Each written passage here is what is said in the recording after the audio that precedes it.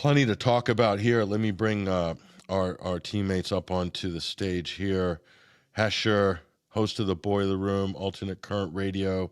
Thank you for joining us. And also Ruckus, host of the Daily Ruckus. Right. Weaponized News, among other accolades. Thank you for joining us, Ruckus. I think Basil Valentine's going to join us as well on the fly. He'll be with us shortly, too. But how you guys doing? I mean, did you guys catch that Beady Man track we just rolled out during the break? It's pretty powerful stuff. Yeah, people in the chat are excited. It's been a while since they've heard Beady Man on the show, so that was great. Yeah. He's a powerful performer, and like when he brings out his A game, it's strong. It's very strong. I mean, he went to the paint for Jeremy Corbyn hard in the last election before they kicked Corbyn out of politics, and it was a really powerful track. I mean, it's just like if you were on the fence about voting for that guy, you'd really being pulled. So he's a very politically charged artist, and he's really talented.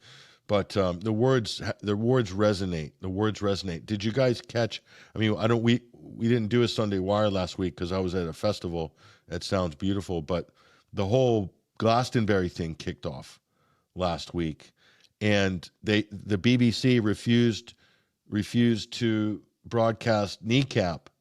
They gave him the Jerry Adams IRA treatment, and then other artists started stepping up, like Bob Vylan, and basically saying, death to the IDF.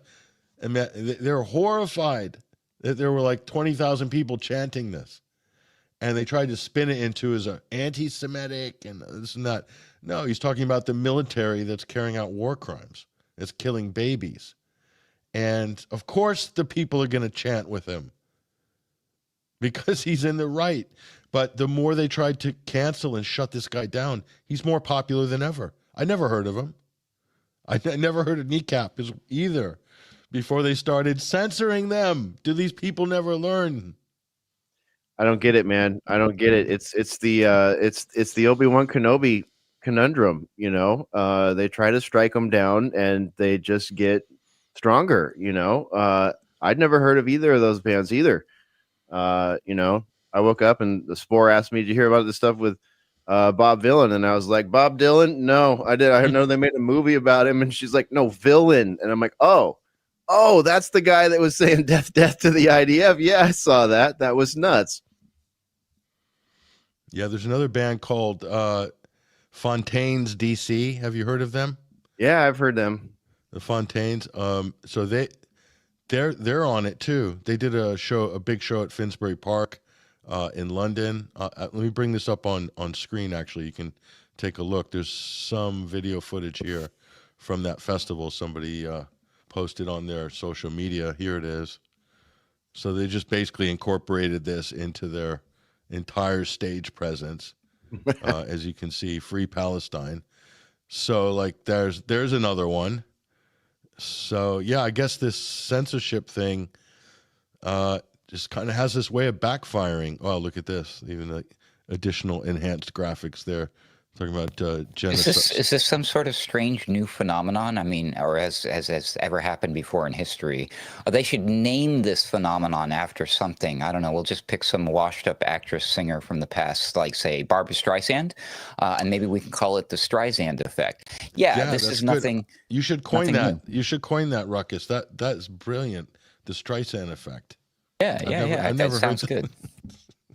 These people aren't stupid. It's 2025, and I assure you, all people, places, and things involved understand clearly how this works.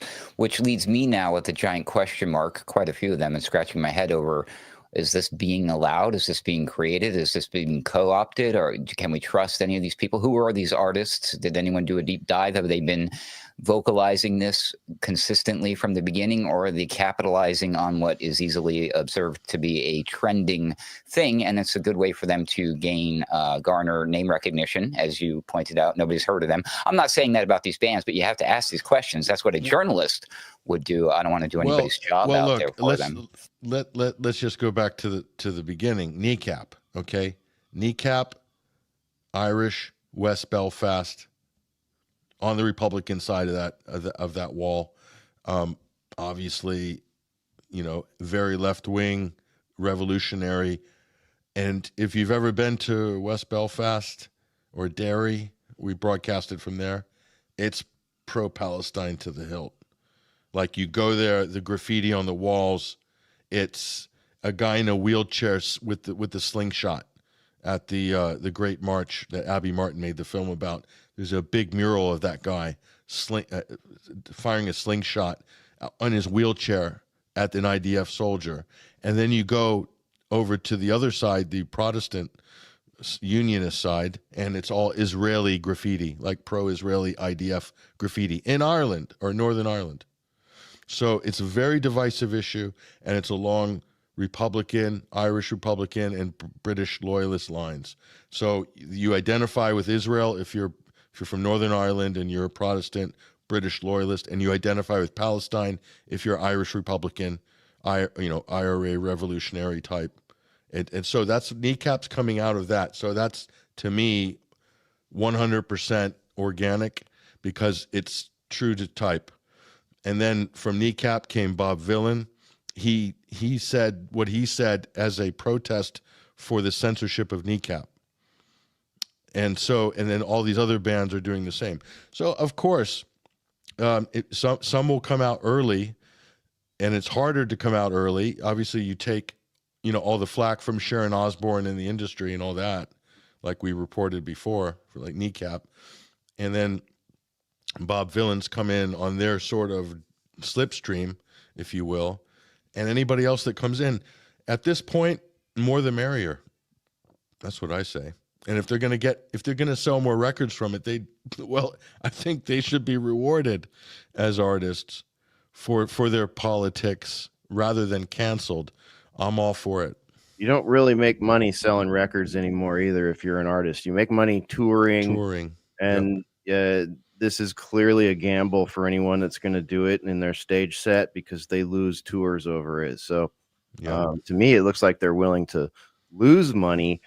Although that is a balancing act, right? I mean, you're right, Ruckus. Maybe in the long term, the notoriety is better than the short term losses. And we've seen that with other artists, but I kind of don't think that's what's going on here. I would use artists like Rage Against the Machine as the polar opposite example. They're out there shilling for their fans to accept authoritarianism. Believe it or not, that's where we're at in 2025. You can't come to our show unless you take a corporate injection. That's like a short-term popularity thing and a short-term get me back on stage thing and a short-term get my $1 million contract thing. But in the longer term, after enough people have lost loved ones and been, under authoritarianism in the music fan segment, they're going to lose fans. They will lose. This will not be a good legacy for them. Yeah. I mean, over the course of one's whole career, trying not to sell out on, every issue, so to speak, it's probably near enough impossible over the entirety of your career. There's some issue that you're just going to you're just going to get it wrong, basically. Or it's going to come around. And I think COVID and that whole gambit with the vaccine and all that sort of canceling to do with COVID. There's obviously people that are just going to fail big time. They're just going to fall flat on their face on that. I have another question about this event too, because I also understand the way the media and live events work. Don't they have some sort of latency thing just in case something terrible happens? I don't know the exact word for this, but it's not exactly live. The delay, that's the word. Correct. Thank you. So the BBC were caught off on the time delay, and I think because they didn't. Sometimes the censor they have a little button. I think it's a 5 or 15-second button or whatever. So in case anything happens, the broadcaster can go cut to commercial or cut to something else. Like, let's go see the Celtic folk band on stage 4.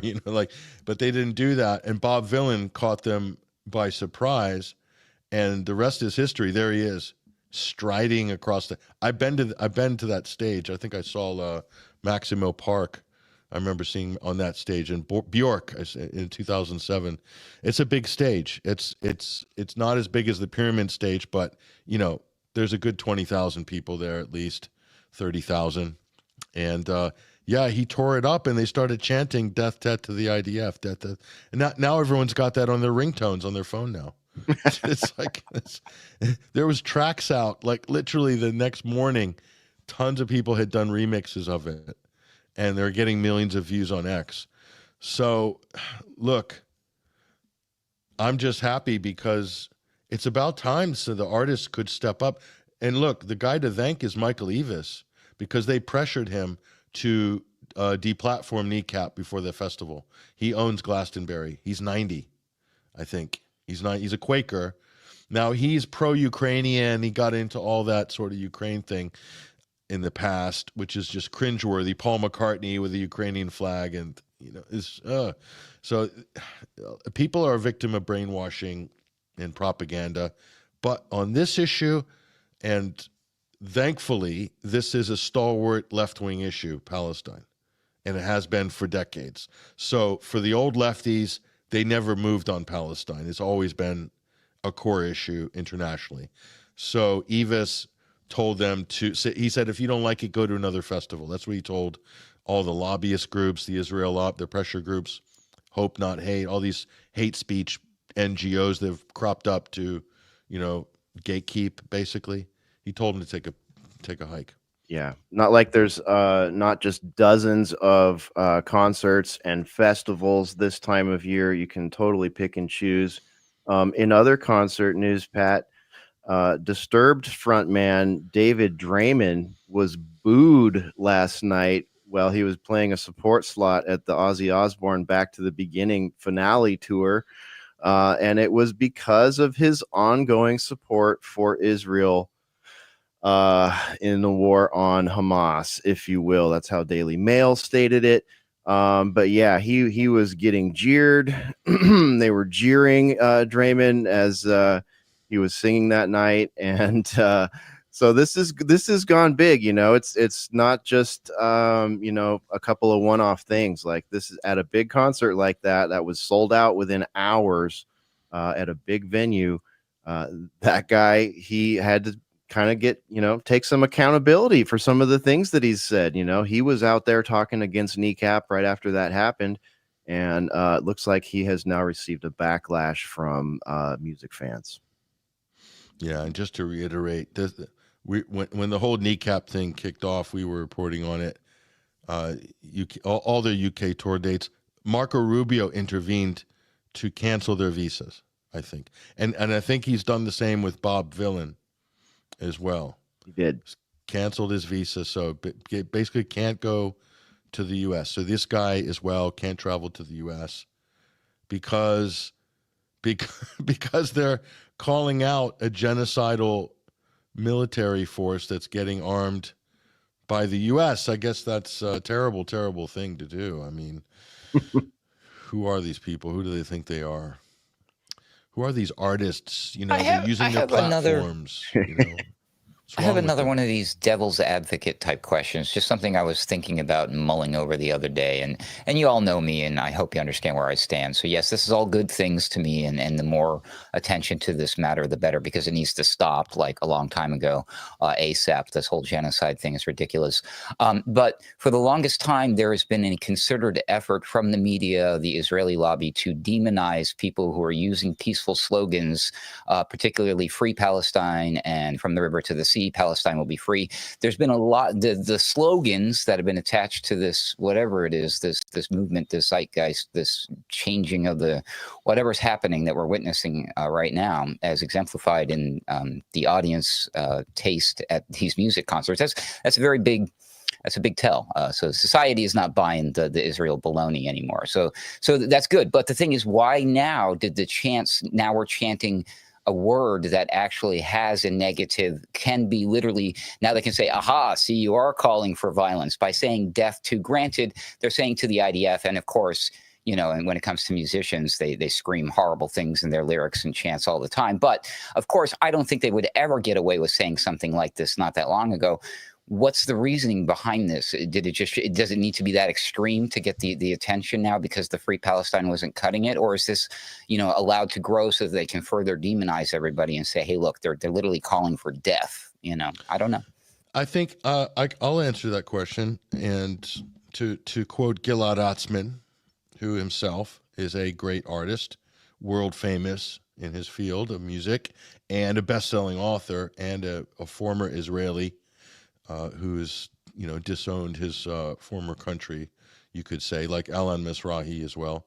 But Gilad Atzmon said the job of the artist is to push the envelope to the point where they reform the conversation.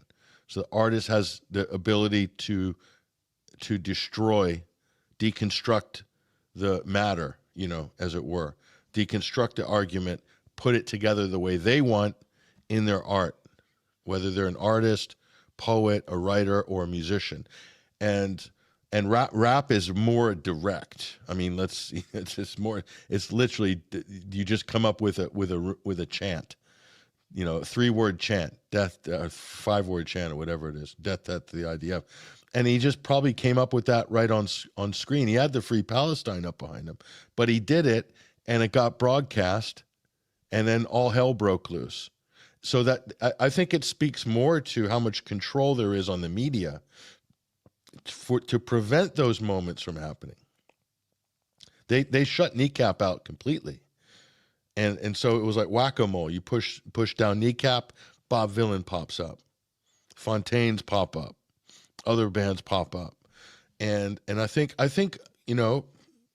God bless them, we're actually witnessing something actually real happening for once.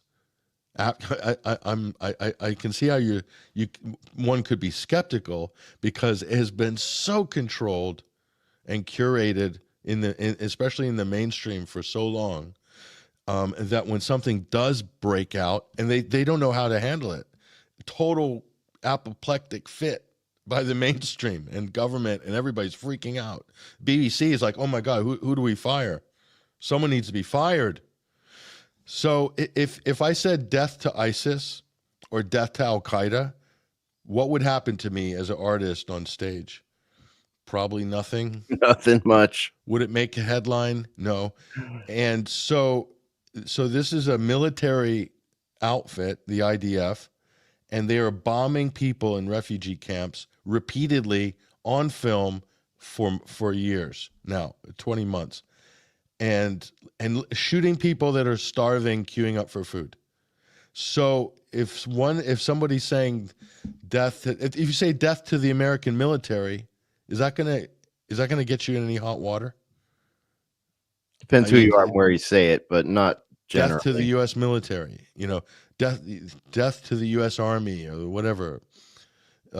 It's probably not. It's probably not really gonna. Even in America, people might say, so what? It's a military. Yeah. What are you going to do about it? It's a military force. You get a lot of side eye, or you might get a punch in the face if you're in the wrong bar. But other than that, it's not going to make a headline. That's for sure. And if you said death to the Russian army in the West, what would happen to you? Would you get canceled?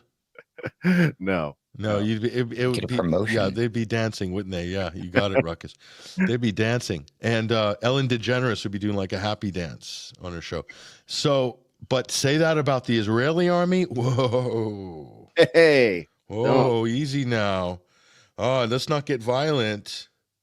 And so the disingenuous celebrities, media personalities said they're calling for what do they say? The extermination of all Jews. This rapper, and I love how they caveated. They said, this obscure rapper. Okay, so he's obscure, but you're making him famous. And he's playing a pretty big venue. You know what I mean? It's just like, you guys can't get it right. Last time they reported about that guy, they called him an up-and-coming independent artist. Yeah. Yeah, well, he's arrived. He's arrived, all right. So, yeah, I mean, I think it's just brilliant. To me, the best part about it was the next morning, and all these people did their viral remixes, and they're all getting millions of views on X. Yeah. And there was a house trance version. There was like a garage version. It was a happy house version. It was great. So, I mean, I want Lucas Gage. I want Lucas the mashup Gage, version with the Donald Trump one that they did, where they don't know what the F they're doing. That'd be fun. Oh, that, yeah. I've heard that one. That's a good one as well. Yeah, so good. And I don't know if you guys caught this or not, but, you know, this is a huge story. Now, I remember when this isn't even an organization. Like they just got a website together. It's literally a grassroots collective that are doing kind of what the Greens do. You know what I mean? Like the climate people chain themselves to things, do direct action. They're vandalizing weapons, Israeli weapons firms, basically. They spray painted a British jet red, and apparently that was, you know, against national security.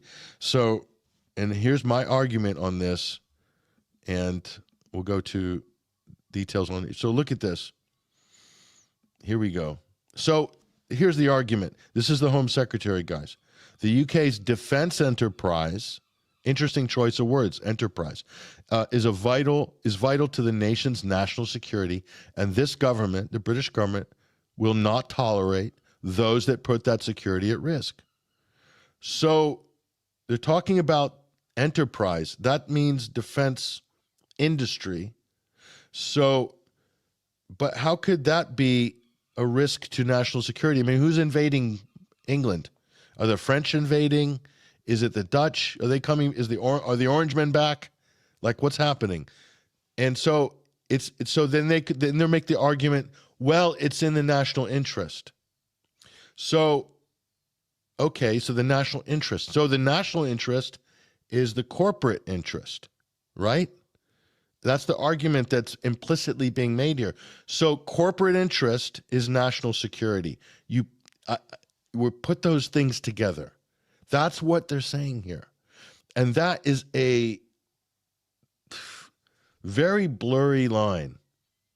It's a very blurry line. And they're enforcing it. And I'm afraid this is pretty fascist. As fascist goes, this is pretty fascist. These people are not doing violence to anybody. They're activists, but they're doing criminal damage. That's what they said here. We'll bring that back. Criminal damage, unacceptable criminal damage. No, okay, there's already laws on the books for that. Mm-hmm. They've taken them to court already. This same group has been to court and been dismissed once, twice, 3 times because it was argued by their defense lawyers that they were trying to prevent a genocide.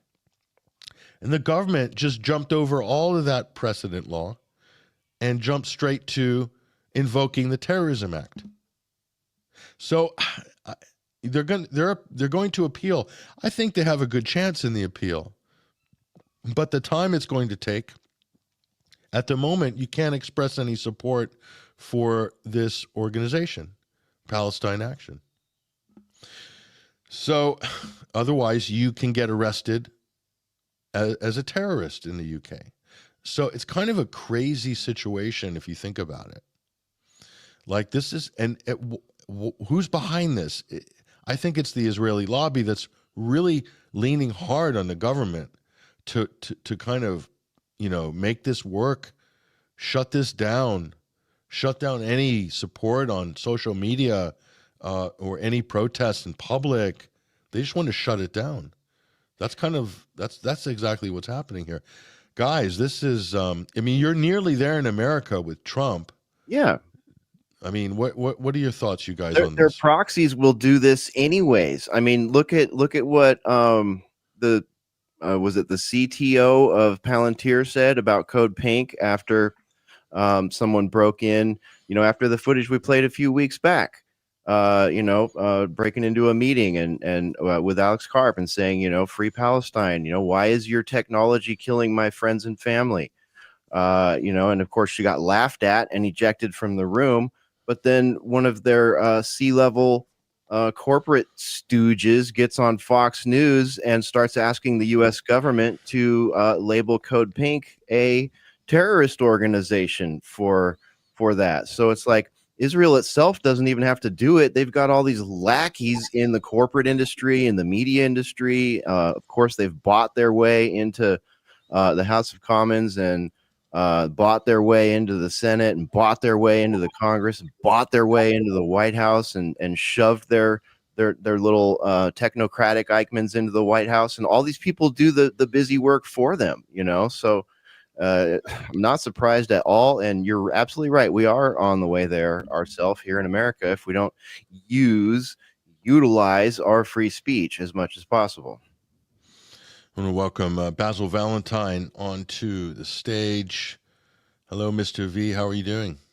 Good evening, all, and hello to viewers and listeners all around the world. I'm very well, thank you. Yeah, this comes after months of lobbying by various Israel lobby groups to get Palestine Action banned. It's an embarrassment, as well as actually causing some considerable harm to the UK wing of the Israeli arms industry with its targeting of Elbit systems. It was proving extremely effective at disrupting the supply chain, as well as, of course, drawing attention to the genocide itself.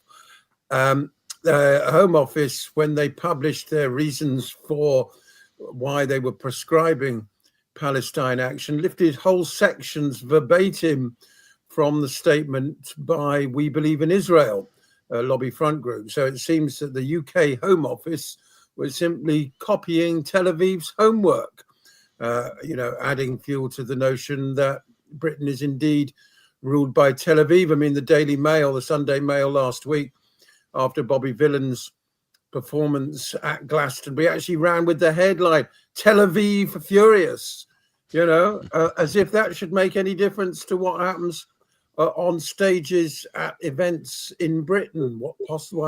So what if Tel Aviv is furious? Tel Aviv is busy conducting a genocide. It's a good idea to make Tel Aviv furious, isn't it? But over 20 people were arrested in Parliament Square yesterday. Ironically, on the same day that David Lammy met al-Jilani in Damascus, somebody who's actually sliced people's heads off with a big knife. They were arresting an 83-year-old elderly priest woman, a pacifist. So, of course, the jokes and the memes have been doing the rounds on social media. There are, in fact, Hamas tunnels under her house. She is only days away from enriching uranium sufficiently to produce a nuclear bomb. We are all so much safer now that this 83-year-old pacifist has been locked up. So Mark Rowley had the cheek to go on BBC this morning and defend the prescription, or rather the arrests at least, by saying that they caused thousands of pounds worth of damage. Well, that's the whole point of the exercise, Mark Rowley. And previous precedent set by the courts states that a crime is justifiable if it can be proved to be preventing a greater crime. And obviously there is no greater crime than genocide. So we really are at a tipping point. We're at the fulcrum of whether we choose to live in a civilized society or a barbaric one. I think more and more people are waking up to the fact that Western powers, and in particular the United States, United Kingdom, and above all Israel, are in fact on the side of barbarism. Hence all the chanting at Glastonbury last weekend. We are perhaps on the cusp of some kind of global awakening to just how evil the people running our respective countries are. But for the time being, they're doubling down. The Telegraph has today run with a headline, banning Palestine Action is just the first step. Britain has for too long allowed anti-Israel hate marches to become a regular fixture on our streets. So the lobby for which Israel, the Telegraph is one of the chief mouthpieces, now want to stop the anti-genocide rallies and marches. They'll be going after the Palestine Solidarity Campaign next. They'll be going after anyone that can get their hands on.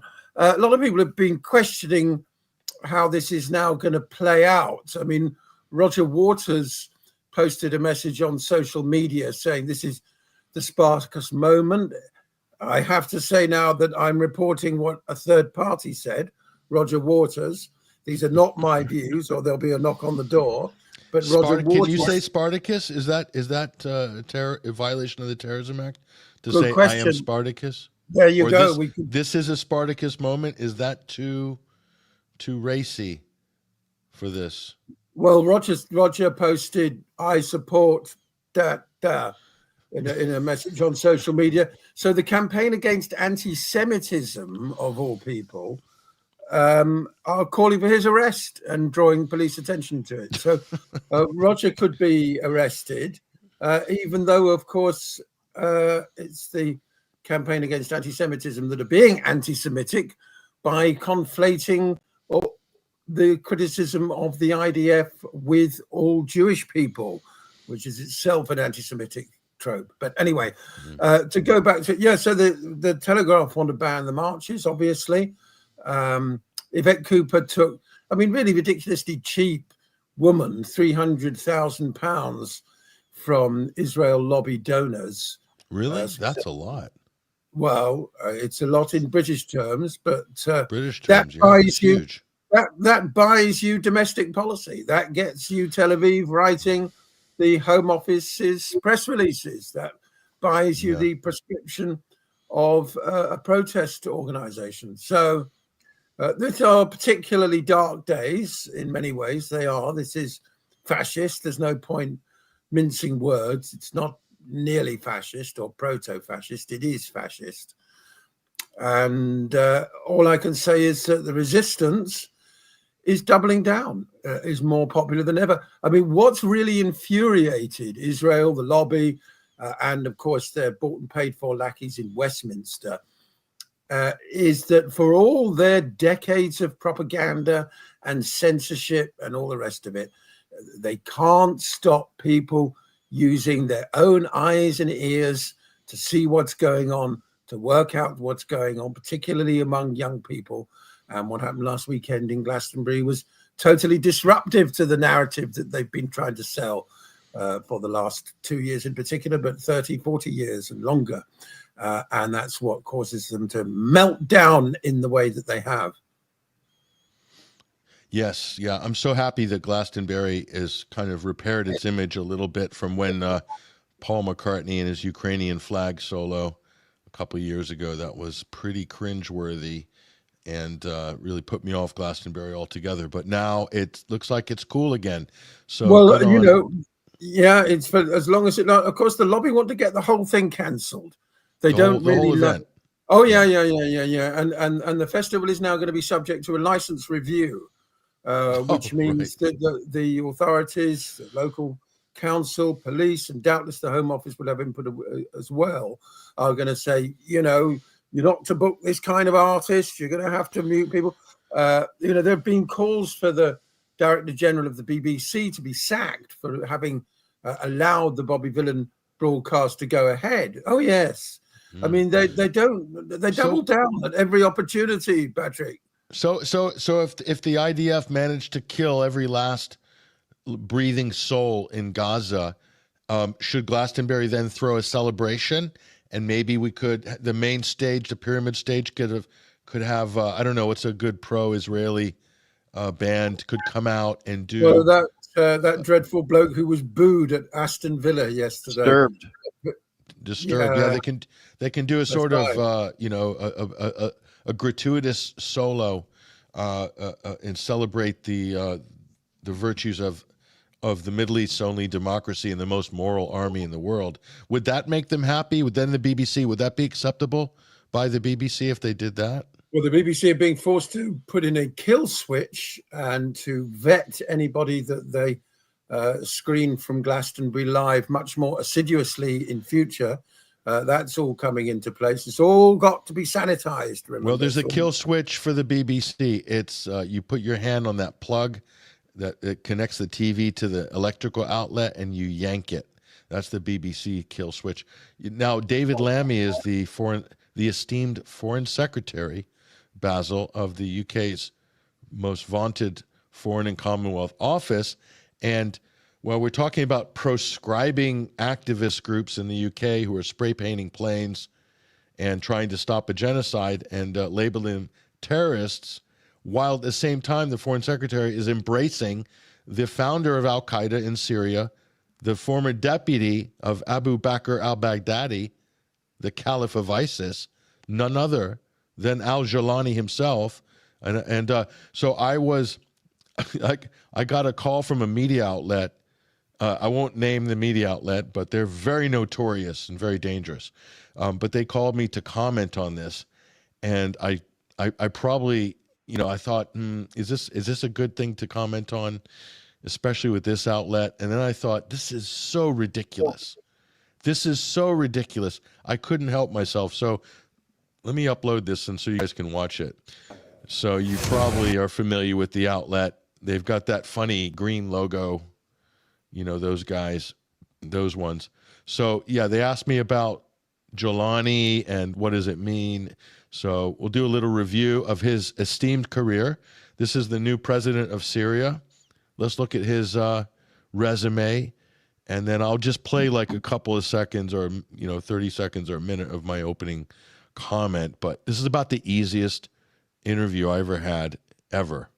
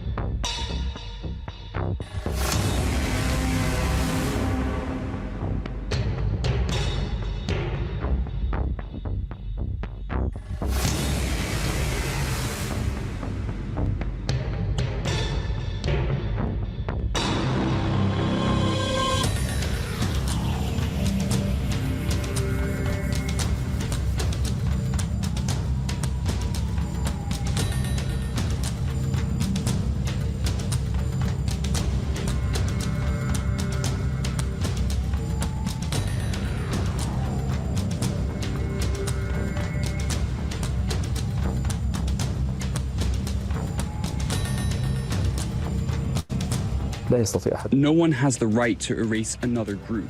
There must be a legal framework that protects and ensures the rights of all. There are thousands who joined al-Qaeda.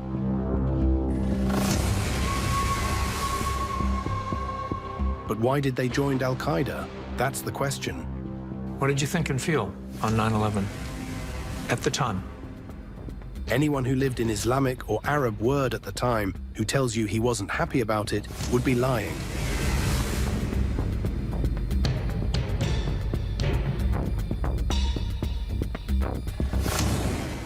You're recognized, you're designated as a terrorist by the United States, by the United Nations, by many governments. What do you say to them? That's his unfair characterization. It's a political label that carried no truth or credibility. We haven't posed any threat to Western or European society.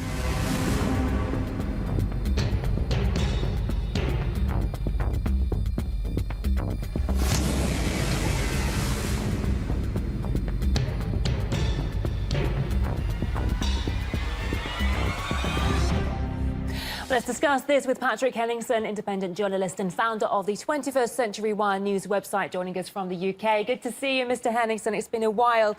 First of all, I'd like to ask for your initial reaction to the announcement that the UK is renewing diplomatic ties with Syria after we saw David Lammy there shaking hands with al-Jilani in Damascus.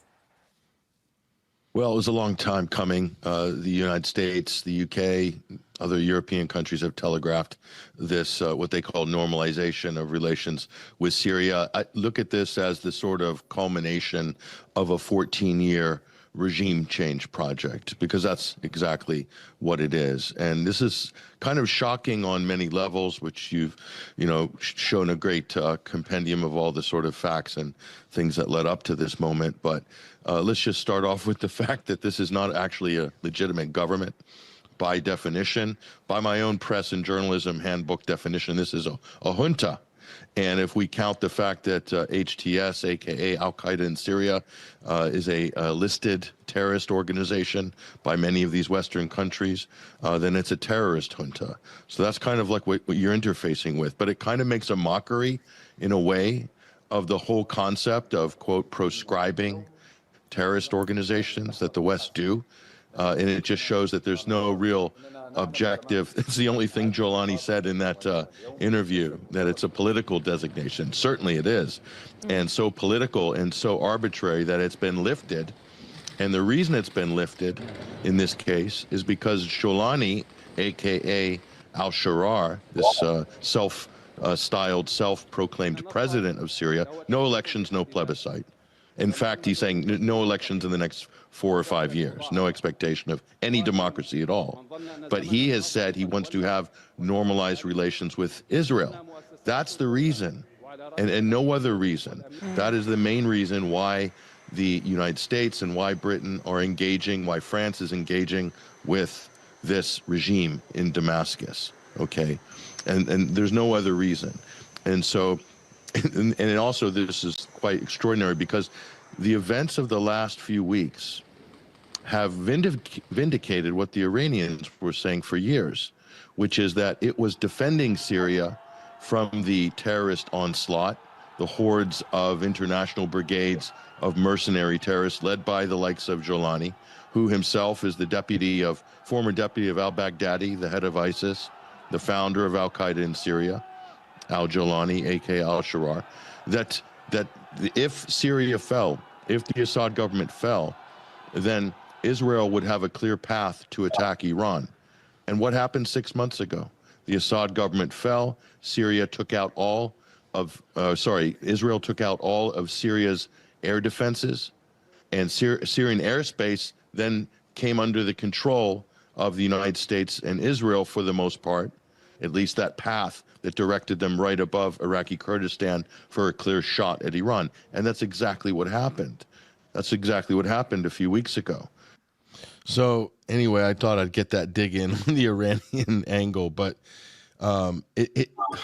what do you think? I mean, it just this just makes a mockery of the whole war on terror, full stop, doesn't it? I mean, how could any of these governments be taken seriously in that how they're labeling one terrorist group and another? It's a complete joke at this point. Isn't he, or is Jolani like the perfect poster child for a in the open CIA, U.S. State Department, Pentagon, Mossad style cutout dictator to drop into a country? I mean, there's like comedy movies about this. It reminds me of Zelensky almost, except this guy has, like Basil said, sliced people's heads off with a large knife. Head chopper from Idlib. Trump said 30,000 terrorists in Idlib. He even admitted it his first term, led by that guy.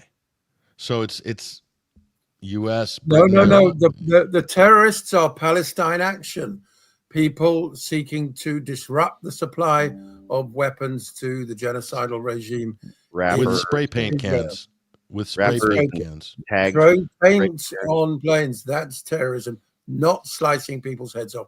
To bring you just up to date with that, they sought an injunction at the High Court where the Lady Chief Justice herself, Baroness Carle, who I know personally from university, was presiding, and that failed.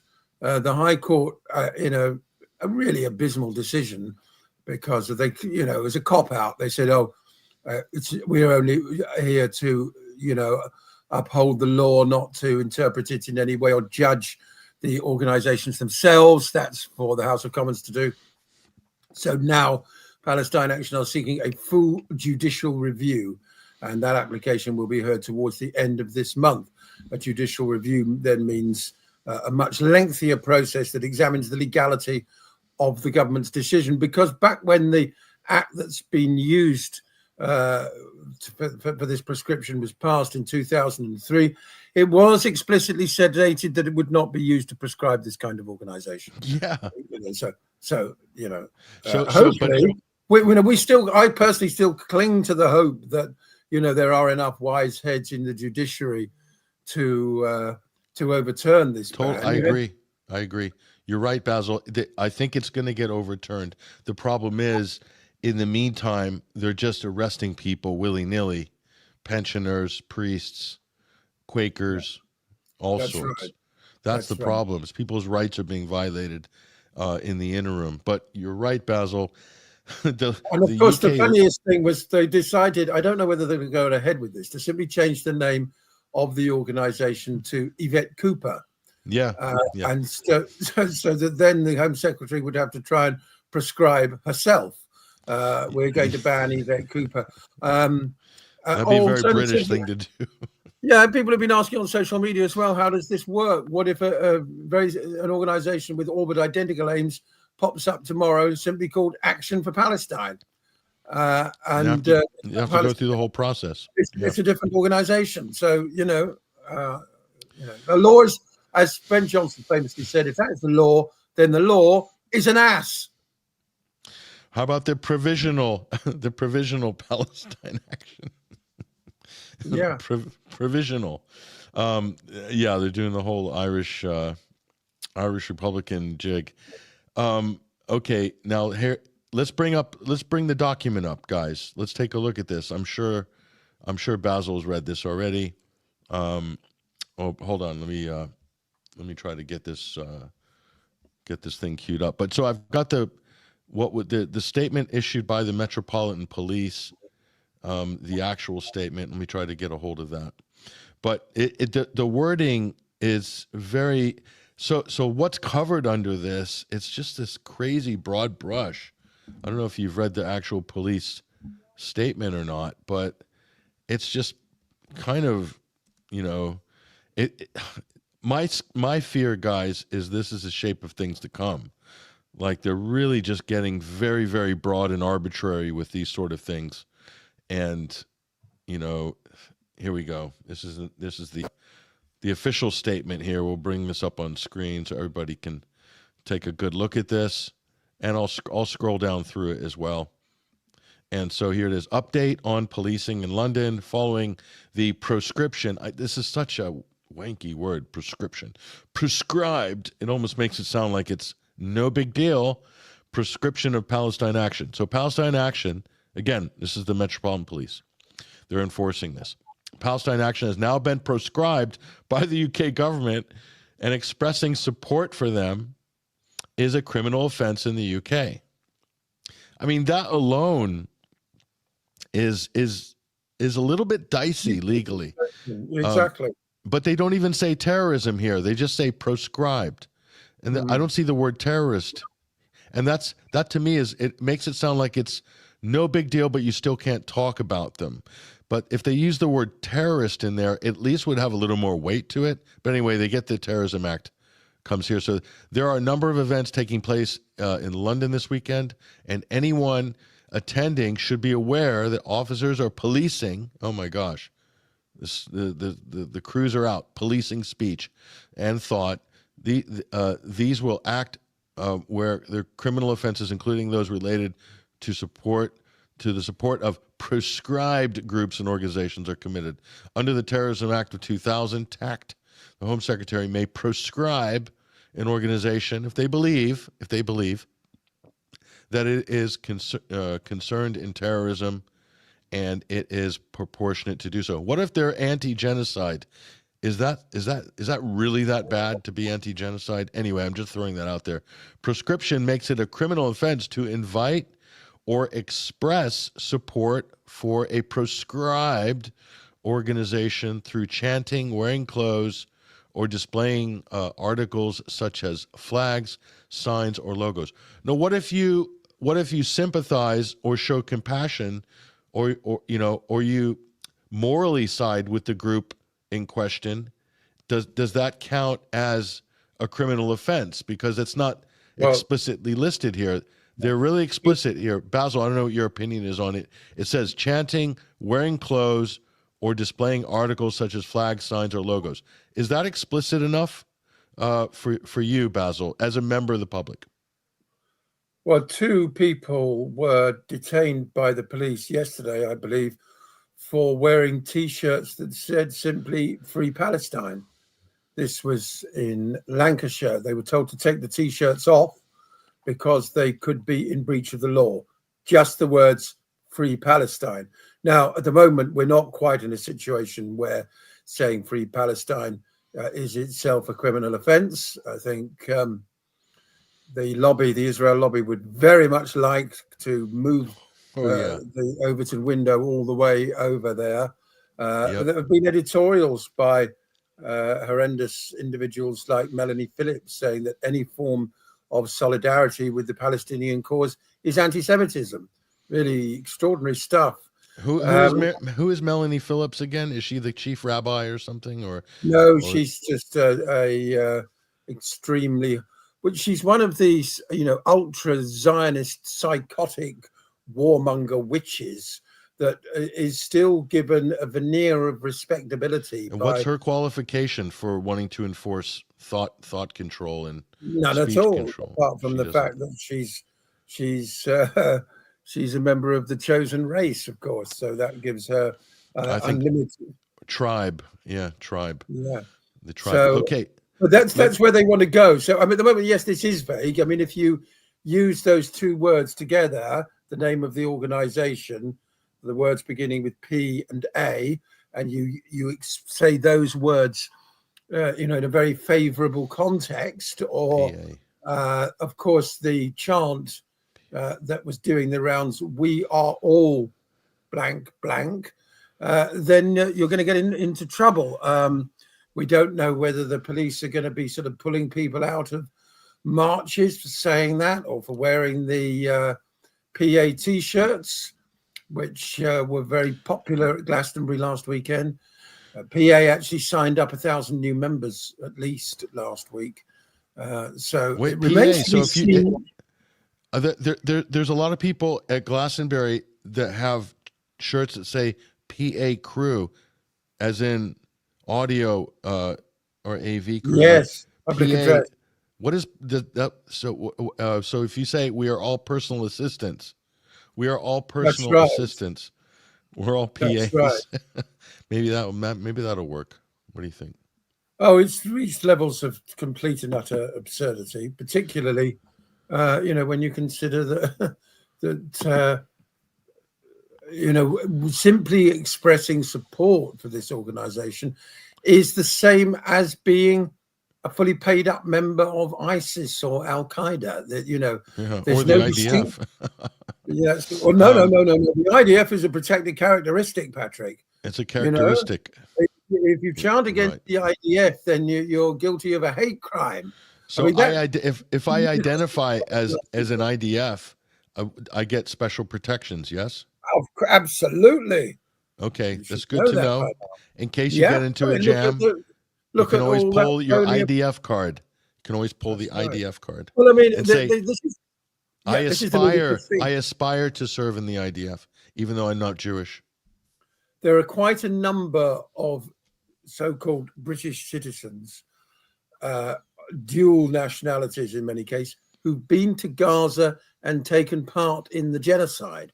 They are returning to the UK, including some members of what have been called the craziest units. Okay, hold that thought. I want to get through this police thing. I want to get Hesher and Ruckus's comment on what's here, and then we'll come back to you, Basil. But let me just get through this real quick here. So it is a criminal offense to, number 1, going on the bullet points here, belong or profess to belong to a prescribed organization in the UK or overseas. So membership, I suppose, or wanting to belong, who knows, invite support for a prescribed organization. Now that is pretty vague and arbitrary. Invite support. What does that mean? Express, how about this? Express an opinion or belief that is supportive of a proscribed organization. Whoa, big red flag here, guys. I think we can stop there. I want to get Hesher and Ruckus's reaction to some of this. Your thoughts, Hesher? Well, first off, I want to talk about the word proscribed for a second. I don't think that's a word a lot of people use very often. And it means prohibited, basically, prohibition. So what they're saying here, if I'm reading between the lines, if I'm using my globalese translating decoder ring, is that we are the government and we are paid by other governments to prohibit the kind of clothes you wear, the kind of things you can say, the kind of people that you can agree with or relate with or even meet up with and hang out with. Like, that is prohibited.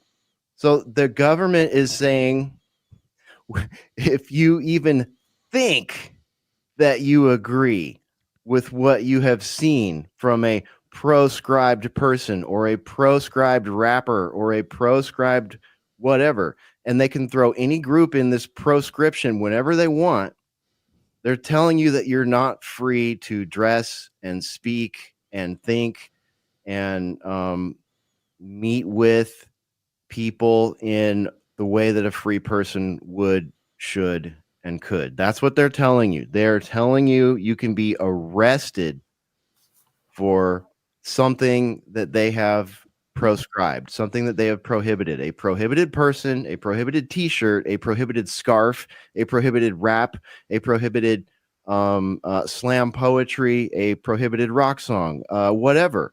And this is amazing. They're basically telling you that if you have an opinion that is other than, that supports anything they want to prohibit, proscribe, then you can be arrested. And, they arrested a German grandma last year, 95-year-old German grandma for quote unquote Holocaust denial.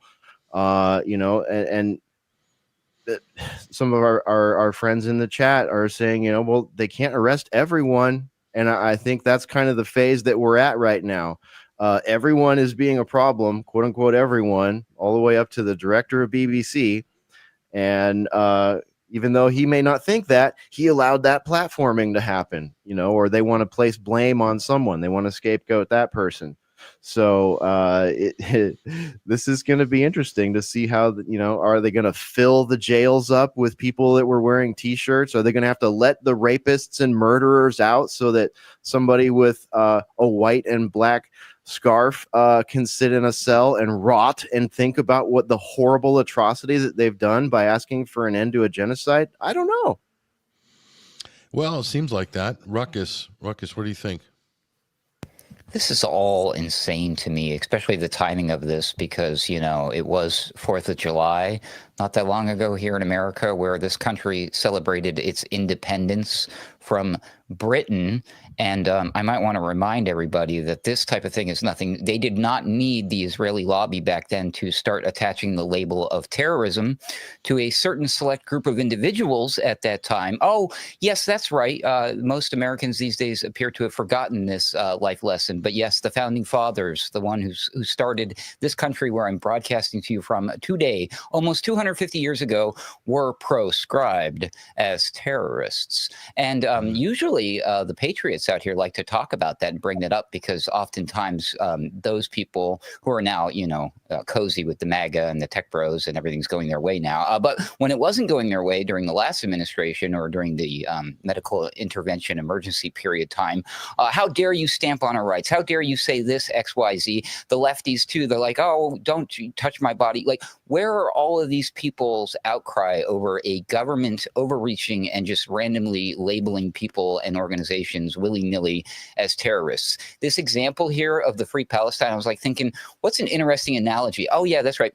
Here in the United States of America, most states, I'm pretty sure, fact check me here, it's against the law to go to somebody's parked vehicle with their windows closed and just smash open the window. That's a crime. However, if you walk past a car and the windows are closed and it's a hot day and there's a little kid stuck in there, you're allowed to bash open that window to better the situation and save that child's life.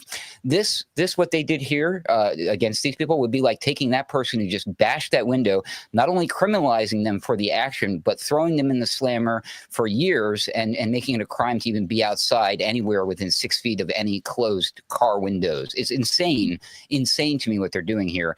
This is like this. The West clearly has a terrorism problem, but it's not the one that we think. They have a problem with just using this word whenever it suits their needs. We're going to call this group terrorists, but the last group we called terrorists, they're not terrorists anymore. Well, how long do we have to wait till these people aren't terrorists anymore? Are they going to start their own country now? Are we going to have a new revolutionary war from Free Palestine? I doubt that, unfortunately. But yeah, it's all insane to me and tone deaf considering the timing of it all. And just another hold on, wait 1 second. Another reminder, let me bring this up on screen. That's Donald Trump embracing the founder of Al-Qaeda in Syria, who cheered on 9/11, al-Jilani. So none of it means anything anymore as far as our governments are concerned. So they really don't have very much credibility at all, if they did at all at this point anyway. And I'll come to you, Basil, in a moment, but let me just run quickly through this. Okay, here's the next bullet point. This is interesting, guys.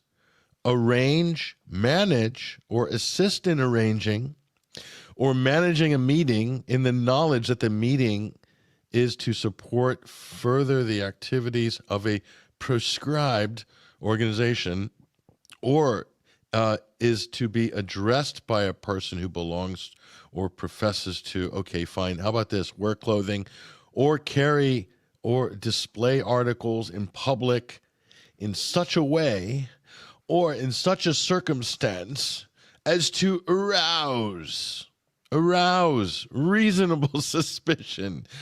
Do you guys feel aroused? Is anybody aroused in the chat? If you're aroused, we'll bring the comments up. That the individual is a member or could be a member, maybe they're a member, or thinking about becoming a member, or could be a supporter construed thereof of a prescribed organization. Okay, fine. I editorialized that a little bit. I embellished, I admit it. But that's kind of like the word salad. Publish an image of an item of clothing. So that T-shirt sales out the window right there, or other articles such as a flag, logo, similar circumstances. If you have any concerns during an event, speak to a police officer or an event steward and see if they are in violation, or if you suspect somebody's in violation of the Terrorism Act of 2000. Snitch on them. If you see something, say something. You know the drill, guys. Basil, you know the drill.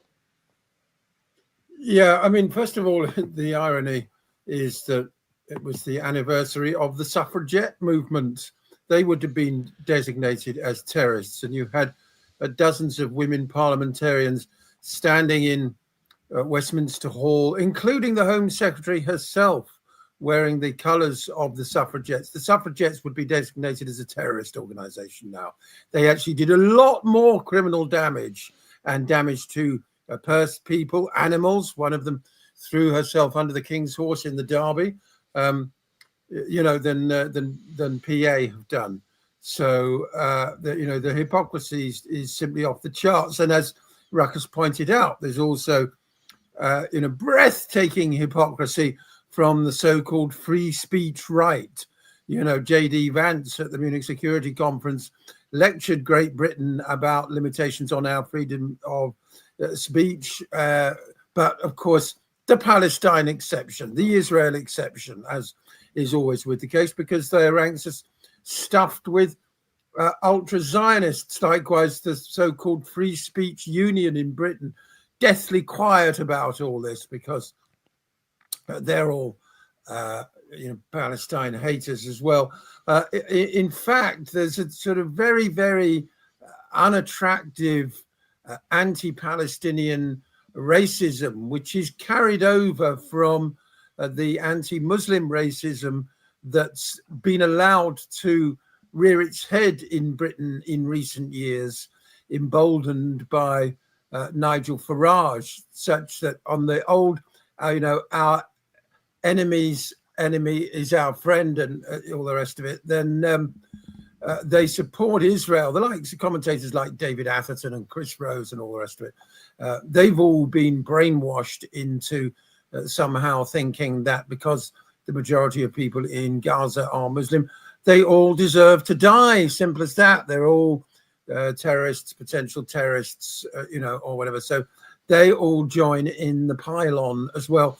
And also, of course, that simply any form of Palestinian solidarity is a left issue. See, so you're automatically a leftist if you show any solidarity with the Palestinians. Indeed, if you condemn the actions of the Israeli government, you're a leftist. So on the quickly, Basil, on the far right thing.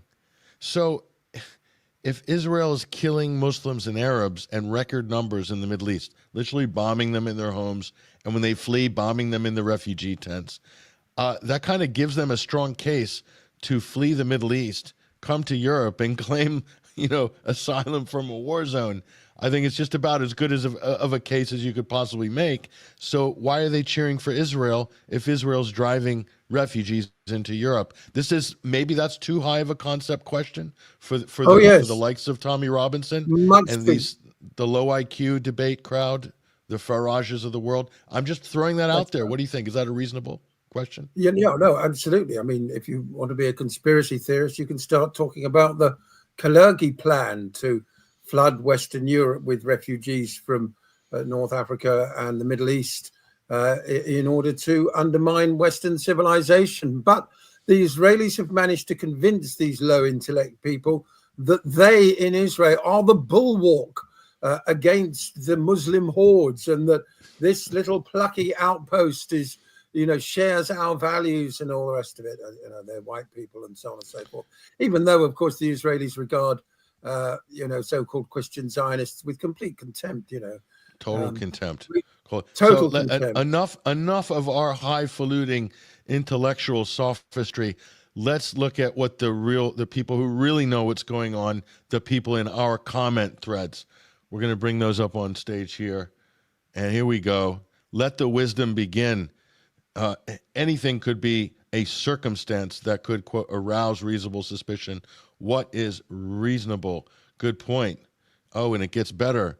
It's worse. It's like going to jail for having a bumper sticker on your car saying, "Don't leave children in hot cars."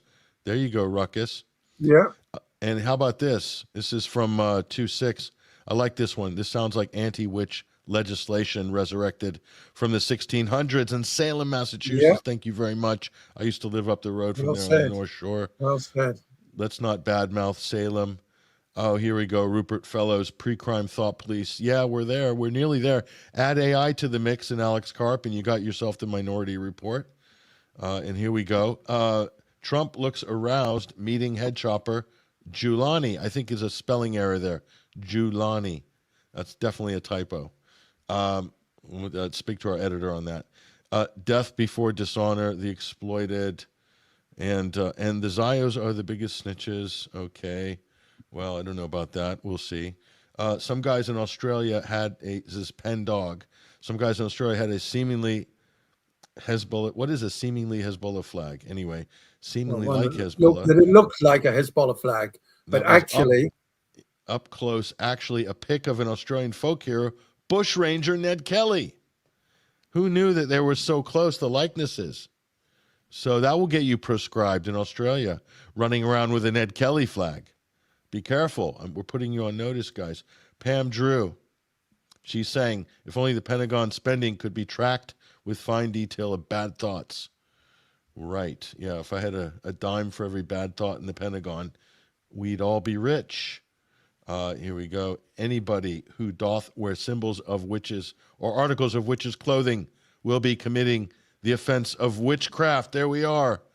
There we are, ladies and gentlemen. We've cracked it. We've all been here before, haven't we, Hesher? Yes, the Witchfinder General is now your government. So have fun with that. This is going to be interesting. Dunk them. Quick, raise your hand on this call if you're a Russian bot. That's pretty tame these days. Yeah, I mean, that used to get you really canceled. Now being a Russian bot's like nothing. Safe space. Yeah. Yeah, I mean, the problem in Britain is obviously, Zionist infiltration, not just of government, but of media, seemingly now of the judiciary as well.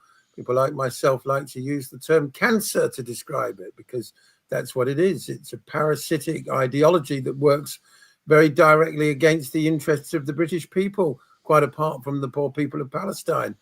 We need a complete de-Zionization. This ideology isn't toxic, it's absolutely evil. And this is what needs to be stated at every opportunity. So people are, at least as Katie Johnston, the Australian journalist, has pointed out recently, they're losing their fear of speaking up about Israel-Palestine. It used to be that you could shut ordinary people down with a few talking points. It's too complex for most people to understand. I don't want to go there, so on and so forth. But more and more people now do feel empowered to speak about it, particularly young people. And there's no putting the genie back in that bottle in terms of Israel's pariah status across the global south, but also with young people the world over. There's no coming back from that. It may be that we have to wait for the baby boomers, and I'm one of them, for our generation to die off or move out of power before we see any meaningful change. But of course, the lobby will be busy browbeating, blackmailing, and bribing the next generation. They don't give up easily, as we've seen. I mean, some people are even saying Epstein's still out there blackmailing people from his base in Tel Aviv, but that's a conspiracy. No, he's probably witness protection. He might be up in Canada, I heard. We'll see when he returns. That'll be a glorious return of the prodigal son of Zionism there. Brent Howell says, and in 1812, they came back and have now conquered us. He's talking about the British. He's not far. You know what? I find a hard time these days separating Israel and Britain on the deep state level. Unfortunately so. It really, I mean, they're like this. So who created Israel? It was Lord Balfour and the Rothschild famous letter that was sent. He provided the funding, the initial funding for it. British military trained the Haganah while they were bombing the King David Hotel and killing British soldiers. So figure that one out. So anyway, so the U.S. is just kind of the muscle. Britain's the brains. And Israel's somehow got them both by the short and narrows. Hard to figure that one out. So one comment in here says American Dependence Day on Israel. Good idea. I mean, American Independence Day is a total joke, isn't it, these days? I mean, you tell me, Hesher, Adam, are people in the United States waking up to the fact that you too live under a ZOG, Zionist-occupied government? It's a great question, Baz. It's definitely growing. It is swelling. It is. I don't know if it's bursting around the seams or not, but there is definitely a growing skepticism, I would say, amongst people that aren't as deep into the news and geopolitics and all this as we are. But yeah, I mean, just judging by the comments that we get from our American viewers and listeners, it's definitely becoming much bigger. By trying to squash the message, it has become a much bigger message. And how they are planning to manage that going forward is, I don't know. It almost feels like it's in tailspin and there's no way to manage it going forward. But it also kind of, I have this sneaky suspicion that there is a plan to manage this narrative going forward. And that may just be what we're talking about today. It may just be pure, rampant Orwellian authoritarianism wielded by technocrats and snitches. Yeah, I mean, I'll double down on that one, what Hesher just said, because like you were talking about these P words like prescribe. No, the solution here will be another P word. It's going to be like Palantir. clearly. That's the answer to all of these problems, the issue with the BBC, the artists. And I mean, yeah, the technocracy is always going to win at the end of the day. And a lot of these people pushing forward these bills and these prescriptions are heavily invested in the technocracy, in these solutions to the problems that they're making up. They used to create real problems, wait for us to react, but now they're just making up problems out of thin air, putting it on a piece of paper. It's insane. Yeah, and real quick, Pat, we were commenting earlier. I was riffing off someone in the chat. Thanks for the comment. They can't arrest everyone. That's true. They can't arrest everyone, but they can Palantir everyone. They can spy on everyone. They can deplatform everyone. They can debank. They can deperson. Being deplatformed, debanked, and deperson, some might argue, is worse than going to jail and getting 3 squares a day and an hour in the yard. Yeah, and you get let out after a few days because they can't really hold you for any because you haven't done anything. But getting debanked and being a politically exposed person, a PEP, is much worse. Just ask Steve Bannon or Dustin Stockton, who we had on the show before as well. Basil Rupert Fellows is asking, the UK needs a new Witchfinder General. Who would you nominate as the Witchfinder General if you had to choose someone appropriate for the role? Based on their sort of persona. Oh, I'd choose Professor David Miller. He knows where the bodies are buried. He knows, I see. So working for the forces of good. Interesting. Of course. I mean, I hope that's what Rupert Fellows means. What else could he possibly mean? We've already got one working for the forces of darkness. So, but we go. I mean, interesting that the fact that the MAGA right is splitting. We had Marjorie Taylor Greene, didn't we, being interviewed by Tucker saying, what's all this? We had so many bills prioritizing Israel. And then just in the last 48 hours, Tucker has interviewed Pezeshkian, the new Iranian president. And of course, all the Zionists to pile on. We shouldn't talk to him. He wants to kill Trump. He wants the end of America, all the rest of it. So it's very easy for the good old boys to pile on students with foreign-sounding names at Columbia and elsewhere who object to genocide. It gives them a little bit more to think about if they have to attack somebody as obviously one of themselves as Tucker. Yeah, they're all attacking him on X. You've probably seen Tucker's not doing journalism. He's doing, Muslim propaganda or something. It's just people are so unhinged.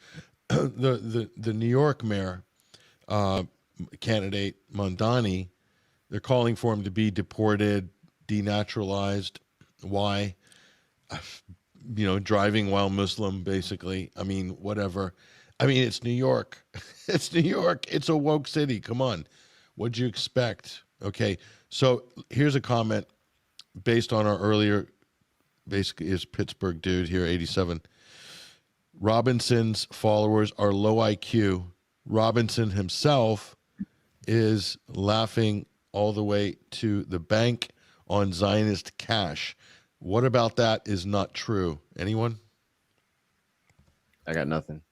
Well, I don't. We know Robinson has been at the forefront of conflating British people's frustration, shall we say, with aspects of the Muslim community in Britain, with Israel's ethnic cleansing and genocide of Muslims in the Middle East. I mean, obviously, the two are nothing to do with each other. And if you want to be rational about it, well, yes, we the British are the indigenous people here, and they, the Palestinians, are indigenous over there. So if it's indigenous v invaders, then he should be on the side of the Palestinians. But whether or not he's actually getting paid by the Israelis, I'm not sure. I haven't seen his bank statements. He claims that he isn't, but he might as well be at this point.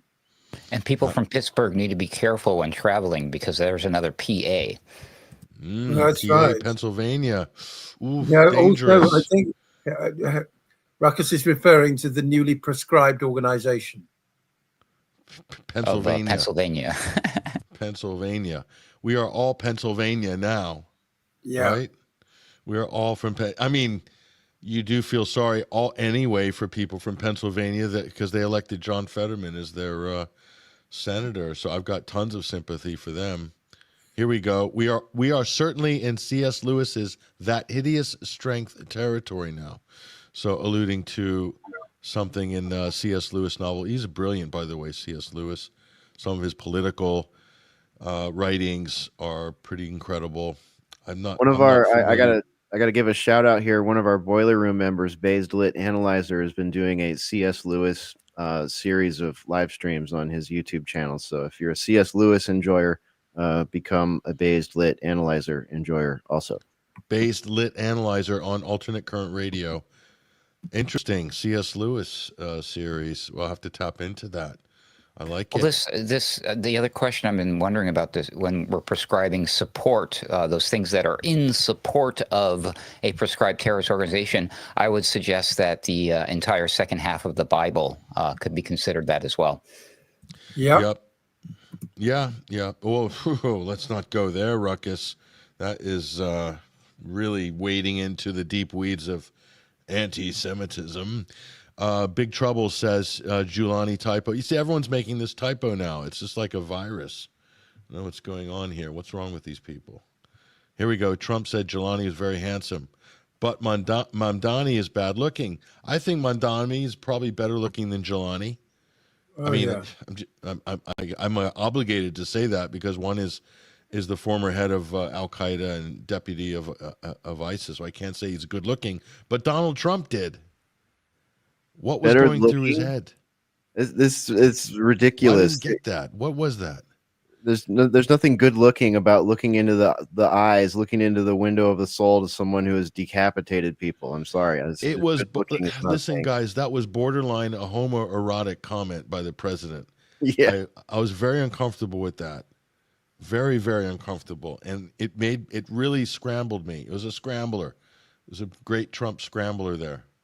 It made me think, like, what's going on here? What's going on? That really rocked my mental constitution. Okay, let's not leave Europe out of this, guys. As you know, they love their censorship. The censorship happens in several EU countries. It seems coordinated. You're damn right it's coordinated. This is just the beginning. Criticizing NATO next will be considered hate speech.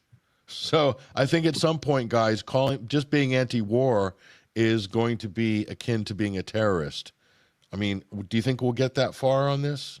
Wouldn't that be ironic because if that were to happen, we would go back and have all these old tweets before it was X from Donald Trump talking about how NATO is terrible and NATO should be shut down and we should leave NATO. I mean, he went on a bender back in his first term about NATO. So yeah, I wouldn't be surprised though, Klaus. Yep. So the idea, Patrick, that they were talking about Australia, they were protesting, but kind of punking the cops with the Hezbollah stroke Ned Kelly flag. Yeah, I mean, that's totally clever. The Aussies are crafty. I'm glad they pulled that one out. They're just lucky they had the Ned Kelly flag in their sort of historical, visual toolbox there, graphical toolbox. That's pretty cool. Ned Kelly's got kind of cool. I think Basil dropped off. We'll bring him back on stage. There he is. Okay, I'll just go through a couple more of these comments and we'll get some final thoughts, guys, here. Let me see. I just put this up just gratuitously. Kraftwerk. Let's just say Kraftwerk, just alluding to the great techno legends. That just came out of nowhere. Jask One Rat. Kraftwerk. How random is that? So, yeah, Kraftwerk's badass. I prefer Kraftwerk over Daft Punk. Yeah, me too. Any day of the week. Okay, here we go. Right. Mother Goose 3, two wings of the same bird. The City of London is the financial wing, and the U.S. is the military wing. The banksters and thugs are the U.S. Yes, and the spiritual wing is the Vatican. But Tel Aviv is both. It is both the military and the spiritual wing now. So somehow they're trying to pull the center of gravity there over of the New World Order over to Jerusalem. Go figure. That is exactly some of the bigger binding, all-encompassing conspiracy theories I've read as well about end times eschatology, the Antichrist, and all the rest of it. as Beady Man was saying, are we looking at the end times? A lot of people are talking about biblical eschatological things these days. That this is okay. This is a good quick breakout question here. I want to get your guys' thoughts on this, and then we'll probably wrap this up. We'll go for a couple more comments, and then we'll wrap it up. I'll go to Basil first. Basil, what's going on in Gaza? To me, it's biblical, because what's biblical is not the horror. It is bad, the horror, but the reaction against Israel and the reaction against the kind of previously impregnable international Jewish narrative is now just completely in tatters, and they're completely, on the back heels. And it's like, I could never have imagined that could happen, because the propaganda had been laid on multi-layered so thick over the decades. That to me is biblical, because that's pretty much half the Old Testament is basically God and Moses waving the finger, the proverbial holy finger at them, saying, what are you guys doing? So your thoughts on this, Basil? I mean, the eschatological narratives have now come to the forefront. What do you think? Well, you've got idiots like Mike Huckabee representing supposedly the United States in Israel, now in Jerusalem, of course, after the embassy was moved from Tel Aviv. And he's some sort of millennialist. He wants to bring about the second coming of Jesus Christ. And he thinks that Israel plays a pivotal role in that.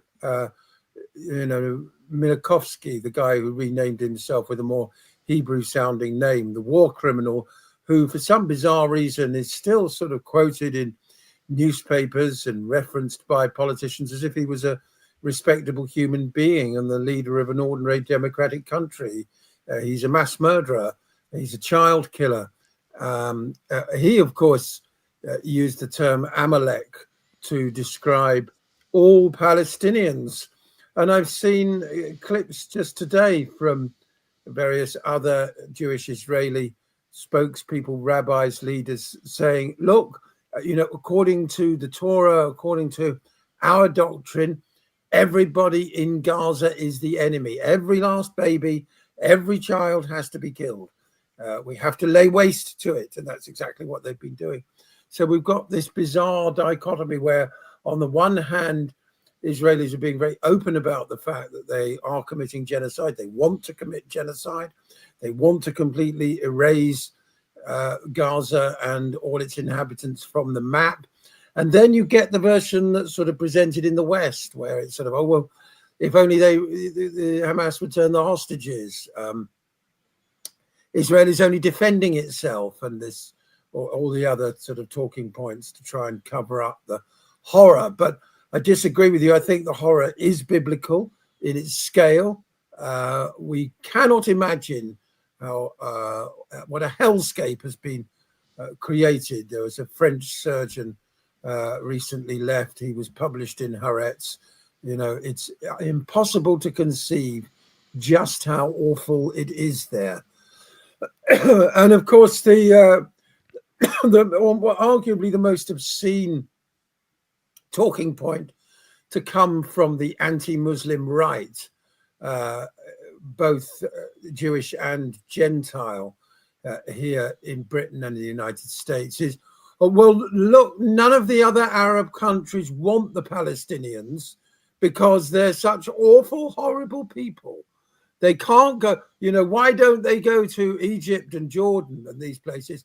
The reason they're not wanted because they're so awful. So therefore we might as well kill them all. Believe it or not, that is actually where we are. So in some ways, that is the end of the world, Patrick. It's the end of the civilized world.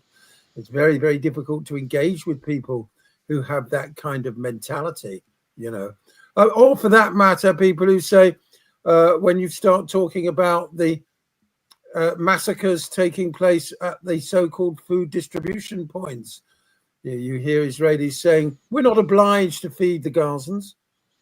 What? Yeah, we're not obliged to let any food, water, or electricity in. We're not obliged to not bomb internet cafes where journalists are working. We're not obliged not do any of that. Yeah, the horrors in Gaza are biblical. Basil, didn't misunderstand me there.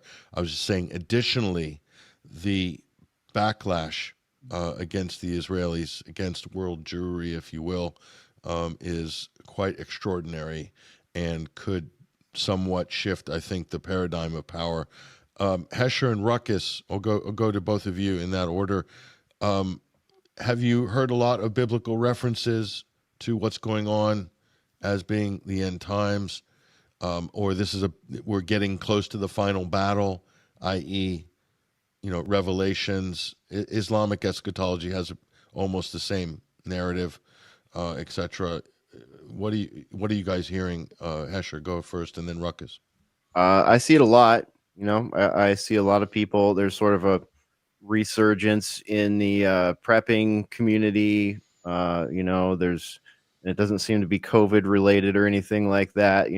That certainly shifted a lot of people's worldview or assemblage point, if you will. But yeah, I'm definitely seeing a lot of that. I'm seeing a lot of the old profiteers coming out, and riding on top of that, looking to sell their food buckets and this and that, and their medicine packs and all that stuff. So there's a marketing aspect that's tied into it that confuses it a little bit. But I do see a lot of just normal accounts out there on the internet talking about it. I don't have a whole lot of people in my IRL scene in my real life, aside from you guys and a couple people that think that way. But I do come across a lot of people that are sort of just have accepted that there could be anything could happen. It could be a financial collapse. It could be great floods. Could be anything. Texas. Could be you're having a great flood in Texas at the moment. Yeah, we had a couple people in the chat asking for an update on that, and I don't have an update. All I can say is it happened, and 57 people last I saw had lost their lives, and 15 girls were missing. They've mostly been doing rescue and recovery of bodies and rescue of people that fortunately survived. Some really harrowing stories. The footage, like one of the places this hit the worst was in happened to be a floodplain where there was a summer camp going on, and it was in the middle of the night. It was like 2:30 in the morning. So that particular river, we spoke with a local yesterday. It usually only has about 3 feet of water in it, and so much water fell. It was like an Olympic-sized swimming pool every 3 seconds or something like that. That the floodplain just got nasty. I mean, it's crazy the amount of cars and damage. It went up to, if I'm not mistaken, Hesher, up to 70 feet, from 3 feet to 70 feet in an hour. Is that right? What? Yeah. In the middle of the night, and there was no warning or anything like that. If there were, weather people were saying we didn't know it was going to be this bad, and even if there had been warnings, the timing may have just been a tragedy anyways. So that really kind of put a damper on 4th of July here in Texas. Odd to be having so much rain in July in Texas, at least for us, it seems that way. And also, since we're doing a 4th of July recap real quick here, I'd like to point out that over 50 people were shot in Chicago, 6 killed.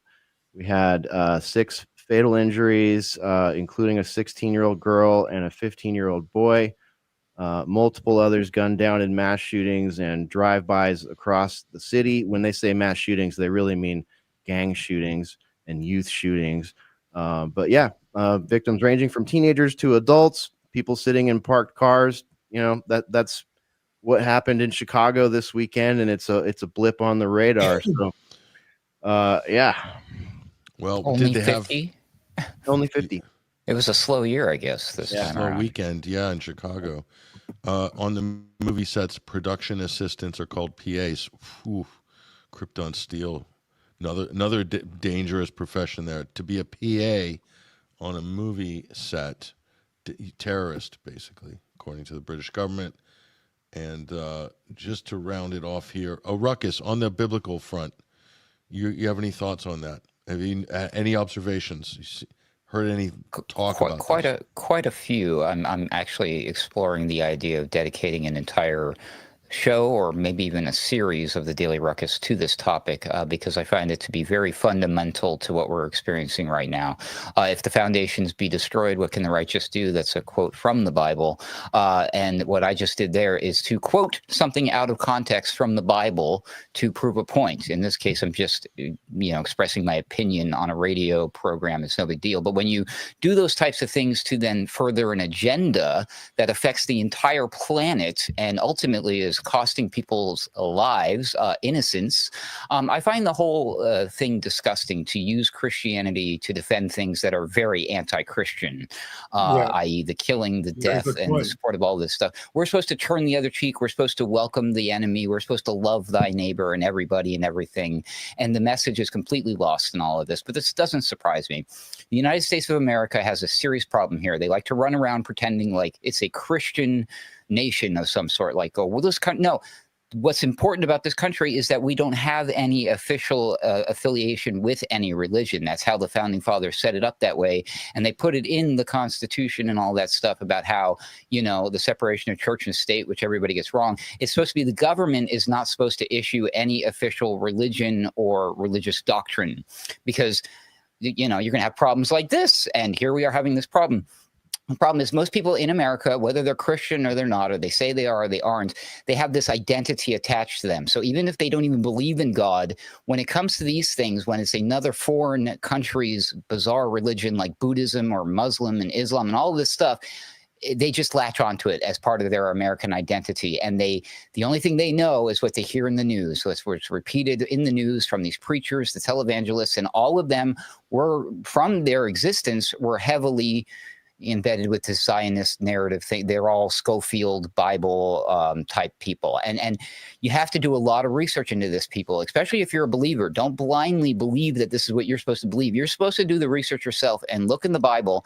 And the tricky part gets with this, what they're using today is they're saying this is a sign of things that are about to happen in the future. Here's your proof. And it's the Bible eschatology, the interpretation of proscribed prophecies. And the thing is, when you do a lot of research and you realize the early church fathers, like, this is a new concept. It's only just in our lifetimes that this has become a thing. The early Christians understood that none of this, like what those things meant. They understood what Revelation was talking about. A lot of these prophecies are things that were in the future from the time that they were prophesied, but they've already come true. And a lot of people misinterpret them and use them again to further an agenda. So I encourage you, if you're interested in this, explore other options. Learn what maybe Revelation means. Learn what the prophecies from Daniel might really mean, and whether or not is that what we're about to face in the future, or is this something that already took place? And, again, if you're a believer, listen to the words of Jesus Christ. If that's who you believe and what you believe and you say you believe, he said, no one, not even him, knows the time and when the Father's going to come. And if you can sit here and analyze and do the Bible codes, a lot of this means, and the red heifer, that's it. He's come. No, you don't know none of that. He's going to come like that when you're least expecting it. So all of this is pointless and useless. And it's just furthering a satanic agenda at the end of the day. That's all I wanted to say about it. Yeah, like a thief in the night. Night. Yep. So Christian Zionism is now the official religion of the USA. Some might argue that's the case. If you look at the current Zog government there by Trump. Trump. What are we going to do with MAGA guys? Laura Loomer's getting a lot of mentions in the comments. I can't post all of them because they're not family friendly. We'll just leave it there. But there is one other elephant in the room that I had to ask you about, Patrick, the new political party in America. Oh, I'm so glad you brought this up, Ruckus. I meant to talk about it earlier, and I'm getting vibes, and they're not good vibes. I'll bring it up on screen. I have the tweet.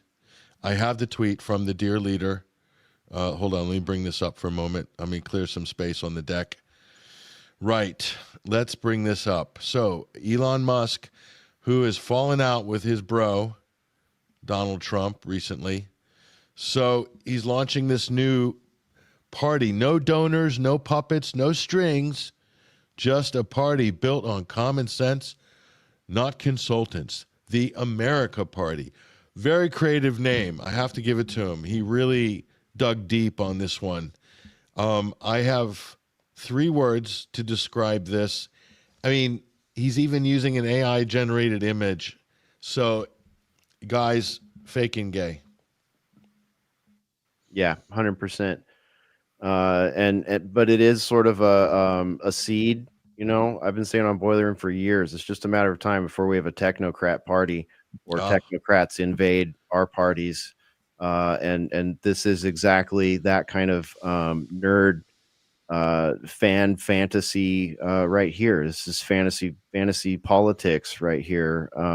But the message, you know, is something we should be concerned about. This is another thing we've been talking about ever since inauguration. Why are all these technocrats part of the White House now? Okay. How about this? I'll throw it back to the panel. Elon Musk, career Democrat, supported John Kerry, Barack Obama 1.0, Barack Obama 2.0, backed Hillary Clinton in 2016, backed Biden in 2020. And then all of a sudden became like a MAGA conservative guy, right? So he does this and he splits the vote. Whose vote's he going to split? Is he going to split the Democrat vote or the Republican vote? It's going to be the Republican vote. Who's going to benefit from that? Democrats. Elon. Apple doesn't fall far from the tree, does it? No. But he said that what he wants to do is target a small number of Senate and congressional seats. It's not going to be a nationwide party, but what they want to do is break up the duopoly. So if they could get, say, 6 senators and deprive either Democrats or Republicans of an overall majority, likewise in Congress, if they could get 20 or 30 members of Congress, then they would have enough representation to hold the balance of power. Now, what they do with it, that's another matter. But in principle, I'm not opposed to the idea of breaking up the duopoly, or the uniparty, as people call it.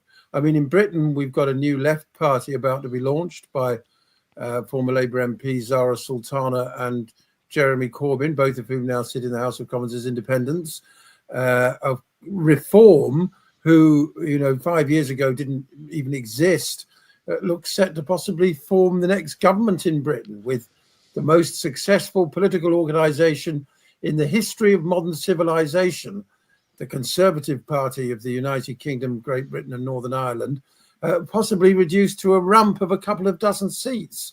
So change is possible. I don't necessarily support Musk, of course not. I've no idea what his platform is. But if something can be done to break up the hegemony, techno bro platform, bound to be. But if something can be done to break up the Zionist-controlled hegemony in the United States, I'm not saying Musk is the man to do it, but anything surely is a step in the right direction at this point. Be careful what you wish for, mate. Never say anything. But these people, honestly, have we not learned anything? Huffman Aviation says, what about the Workers' Party? I'm a big fan. I consider Chris Williamson, the deputy leader, to be a friend. And we'll have him on. I'll be talking to him again very soon on the air, most likely on the new station at Unprecedented TV. The problem that the Workers' Party have got, and that the new Corbyn Zara Sultana Party have got, is combating the legacy media, who are determined to. I mean, the new Zara Sultana Corbyn Party has been dubbed by Jewish influencers already the National Anti-Zionist Initiative, Nazi, Nazi. That's what they're calling it. They're going to, for wanting to speak up for civil rights, against genocide and redistribution of wealth in favor of the poor, fairer society. Apparently, you're a Nazi. Wow, that's going to split the Labour vote. Maybe it'll give the Tories a chance. I'm still waiting for reform, Farage, to come up with a policy besides immigration. Like they haven't, there's no economic plan, there's no foreign policy, just No more immigrants. That's pretty much it for Farage. That's not really a platform, is it? They don't even bother with the platform anymore, do they? It's just Not politics. really, no. It's politics. The new politics. They don't care. Can anyone start a new political party in the United States of America, or do you have to be the world's richest techno dude? Yeah, no donors, but I'm the world's richest guy, and I'm bankrolling the party. Yeah, it makes perfect sense. Because I'm going to start one now. Can do it. You can do it. It's a free country. That's what's great about this country. It's the greatest country in the history of the planet. And I'm going to start a party here in the United States of America, and I'm going to call it the Free Palestine Party. That way, we will once again be prescribed as terrorists from the British government. That'd be fun. Yeah, the PA. Call it the. PA's Revenge. I don't know, just PA, and then a picture of John Fetterman. Yeah, I mean, what the Musk thing does a hoodie. A hoodie. What the Musk thing does is illustrate that the United States is a plutocracy. It is governed by the rich. It's as simple as that. As like I said, Musk can start a new party because he's a multi-billionaire, so he can afford to bankrupt it. That doesn't necessarily mean that he can afford to bankroll it. I mean, whether or not the ideas have any sort of grassroots support, it's obviously not a grassroots organization. That's all completely 100% irrelevant because American politics is run by money, pure and simple. Hoffman Aviation says Farage was an investment banker. Another typo right there, folks. All right, here we go. Lord Musk. Well, he certainly thinks he is. It's just the dorkiness of it all. Elon Musk has no principles. I see no ideological, no philosophical, nothing.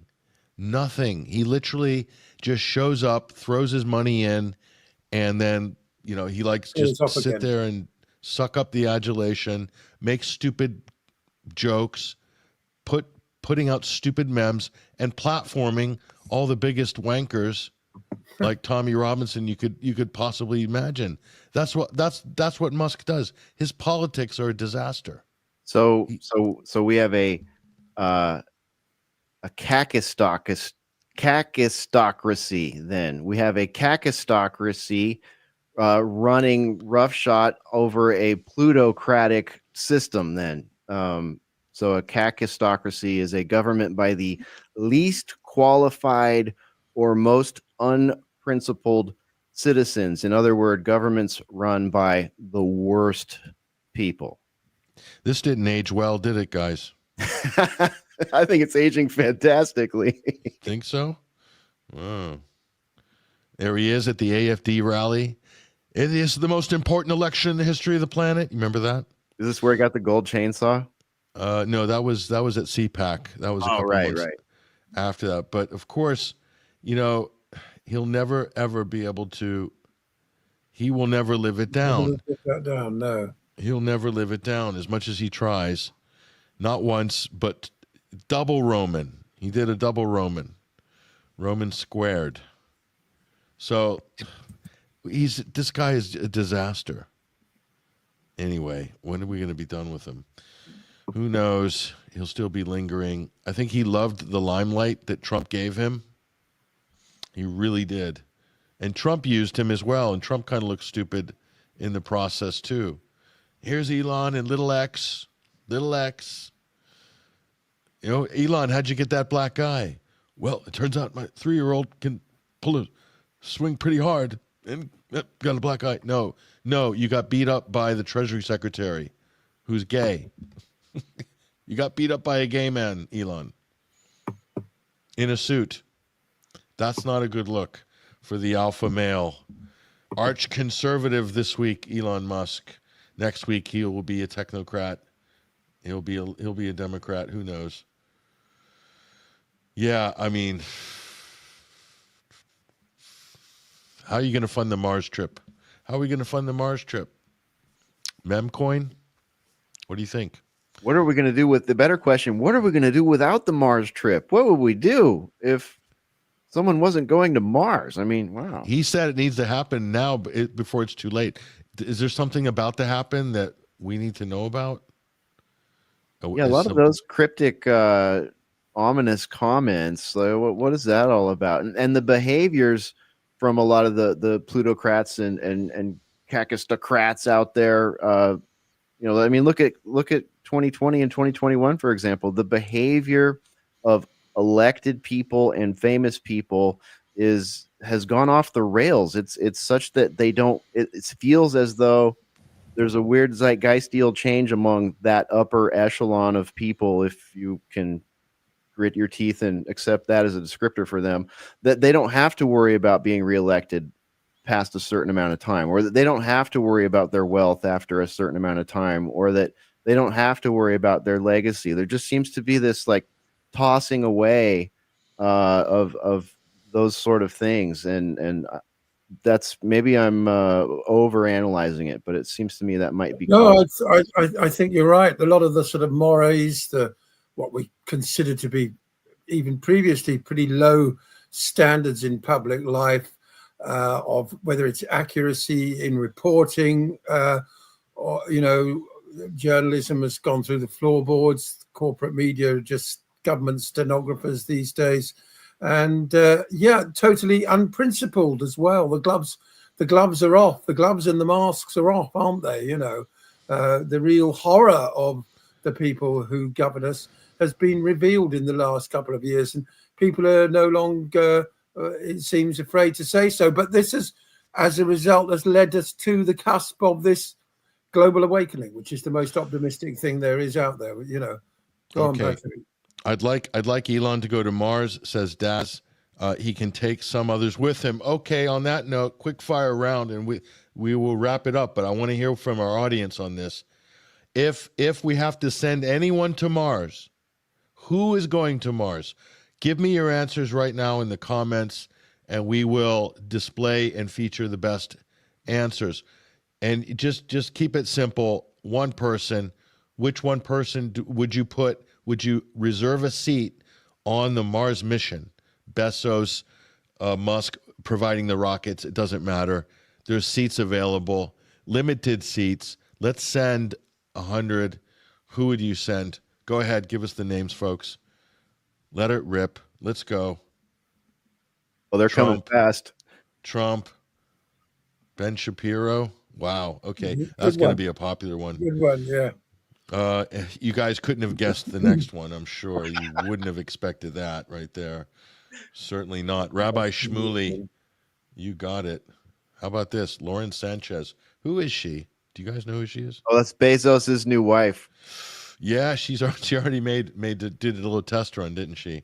Yeah. There. Yep. Yeah, Zuckerberg was really giving her the up and down at the inauguration. Boris Johnson. Yep. Yeah. I don't know. It's probably not worth a seat, to be quite honest. He's mildly annoying, but fairly harmless at this point. Photon says Peter Thiel. Peter Thiel, who apparently doesn't want the human race to survive. Did you guys catch that? Yeah. Recent interview. Was that disturbing? Yeah, he'd rather be associated with the Antichrist than humanity just carrying on, I guess. But it's okay because he doesn't think he's the Antichrist, so we're fine. Yeah. Pretty much, pretty much unanimous here in Netanyahu. I mean, one-way ticket. Yep, that goes without saying. We're not going to issue a return ticket with it. It's just not going to happen. Michael Rappaport. Yeah, that's a good call right there. In fact, I don't know. I don't know about that. I don't know. He might not be worth it. I kind of like him. He's actually doing a favor by showing what an absolute horrible person he is and what he stands for. He's actually doing his cause a lot of harm, which is good, generally good. Okay. Joe Biden, not even worth a seat. Nope. Larry Fink, what do you guys think? Is that good candidate? Yeah. Keir Starmer, good candidate. Yeah. But really, I think we should just send the entire population of Israel. Yeah. You say Bill Gates here. I don't think that's necessary. Bill's kind of out of the game, isn't he? Is he out of the game yet? He's really damaged by the whole, he went for broke, didn't he, during the whole vaccine hysteria. He really thought he was going to get his whatever dystopic vision of the world we're all going to be eating fake meat by now, but it didn't happen. Although they're getting there. Meat's getting expensive. Okay, Starmer, Milikowski, that's, again, Netanyahu. Roger Waters, no, he's not going to send him up there. Unless he wants to go, but not with them. Lammy, yep, he's probably in there. Alex Karp, yeah, that's, what do you think? Alex Karp? Alex Karp, Peter Thiel, both those guys, Larry Ellison, Elon Musk, the whole tech bro crew. They're the ones that want it anyways, right? I mean, they should be signing up to be the first people to go there. Starmer, I don't think Starmer's worth a seat. He might not be in office by Christmas, Basil. That's what I heard. I heard Wes Streeting's taking over. Starmer's becoming a liability.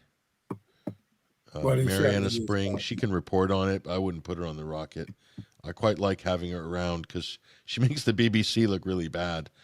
So she's kind of useful in that respect.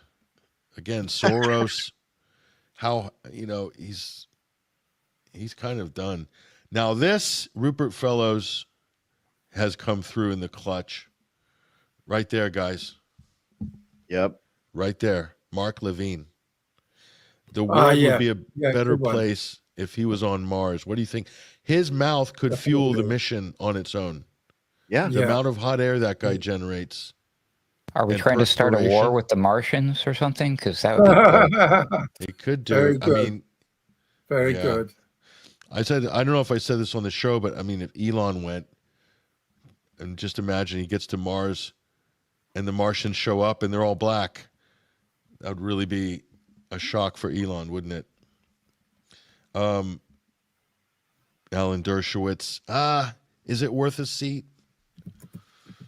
Is it worth a seat? I know that's tempting, guys. That's the thing with like Dershowitz and Gates and Fauci. There's like a whole bunch of people that have been the mouthpiece for various forms of tyranny that have affected a lot of people in pretty profound ways over the years. So I could see a lot of disdain for those characters. Get them off my planet. You know, even though they may not be as effective, they may not be like, you know, on the top of the threat list right now. I think there's a lot of just general disdain for that ghoul creature crowd. Same with you know, Schwab and a lot of those guys. Creative Accidents, seconds, Mark Levine. And again, it's the reason Mark Levine is a good choice is because of the double, you know, the sort of double benefit. You get rid of him and he can fuel the mission just from the perspiration on his forehead. So that's a double benefit. Again, sustainability factors in there. Laura Loomer, what do you guys think? Should she have the privilege of seeing Mars?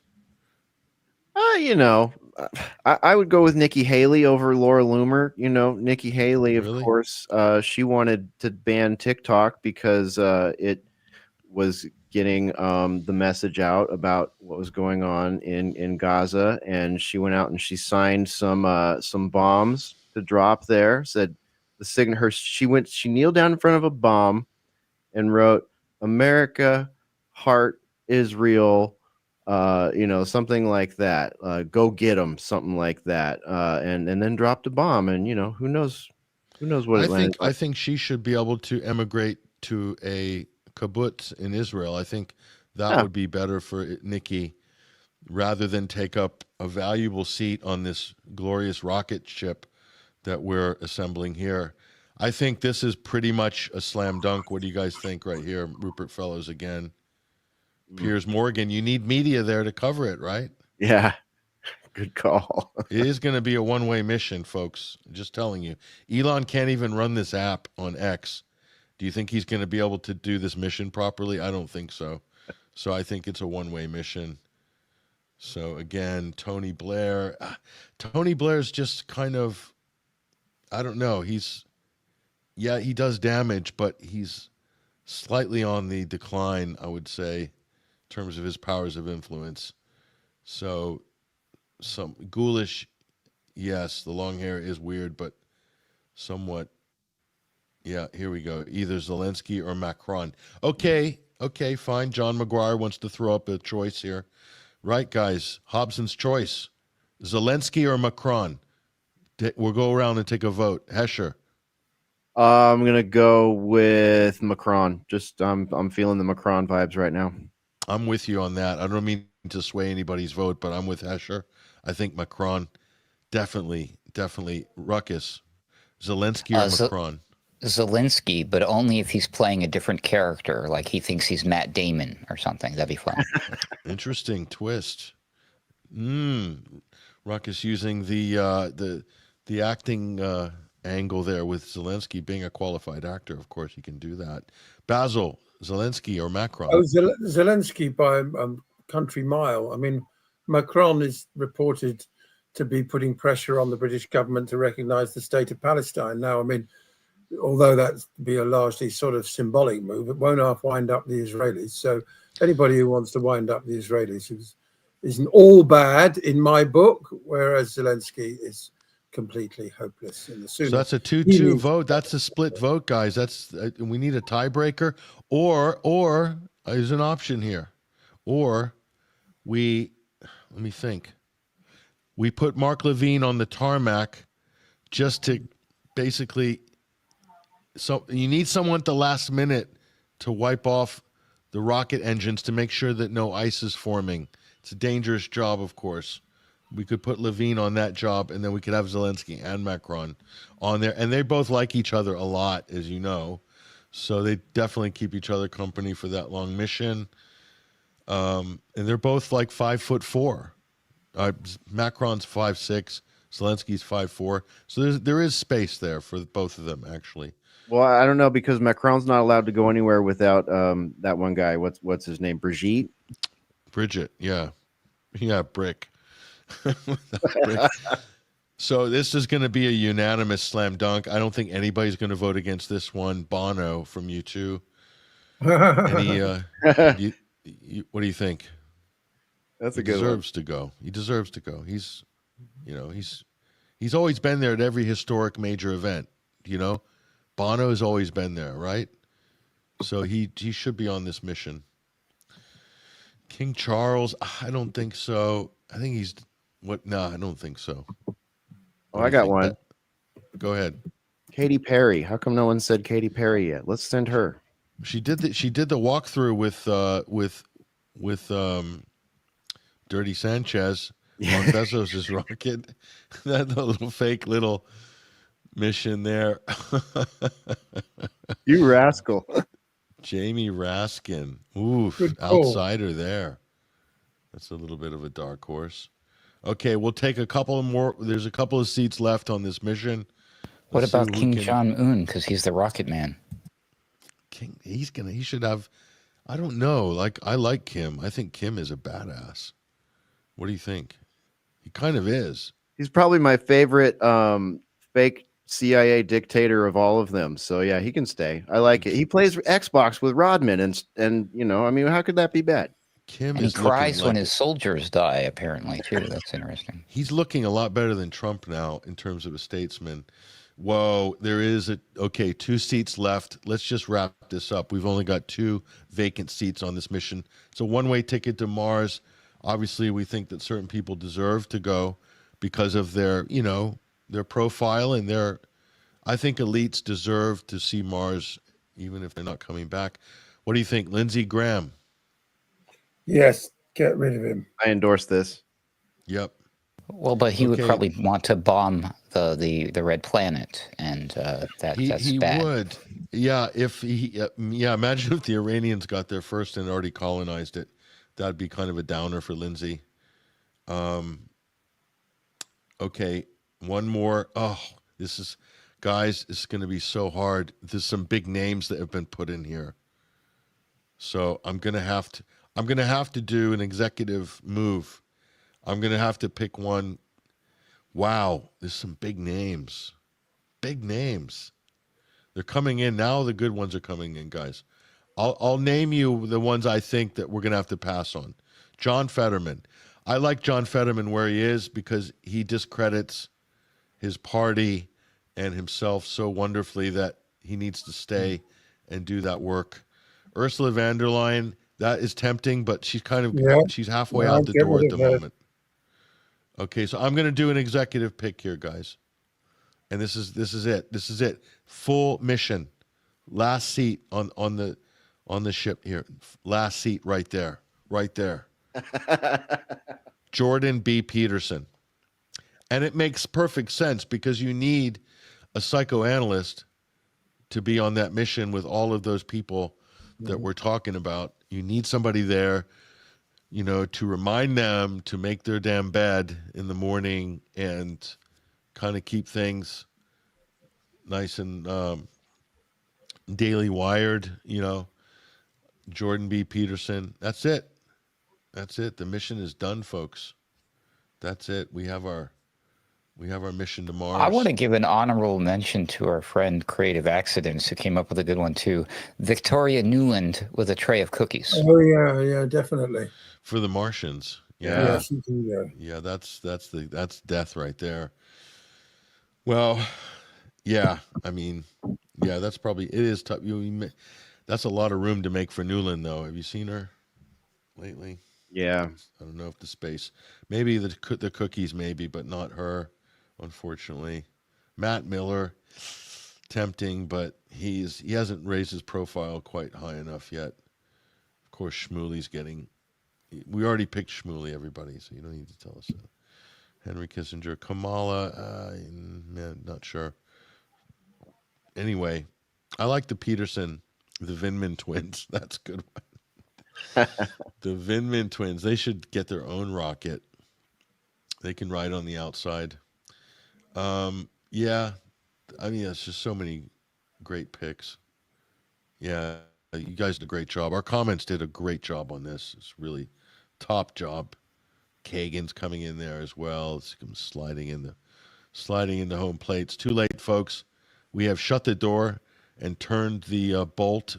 Jeff Bezos has turned the bolt with his Allen key. Did you guys see that stupid thing? What the hell was that all about? That was such a joke. Talk about fake. Oh my God! Don't even get us started. That's the recovered alien technology from Roswell. So you just got to get it like within 5 feet of the door to just bust wide open one. Yeah. Yeah. So look, you guys, thank you for joining us, everybody. Hesher, Ruckus, Basil Valentine. I'll just quickly get you to give a shout out to what you're doing this week, and just to our audience. Look, we do really hard politics. It's gruesome. It's depressing. But sometimes during Overdrive, we like a little bit of gallows humor here, just to get you to lighten things up a little bit, because it's tough. It's tough for our readership. It's tough for our listenership. You guys, people are under like psychological, cognitive assault, like every second of every day. So we're just kind of like let off some steam here. And you can imagine what that's like to have that rocket go up, and Musk is on board as well. That means you're probably not going to see them very much after that. And that's all good. And then we could just do a fake AI version of the mission after that and then play that off for the next couple of years. Because that's what they're going to do anyway, isn't it? Anyway.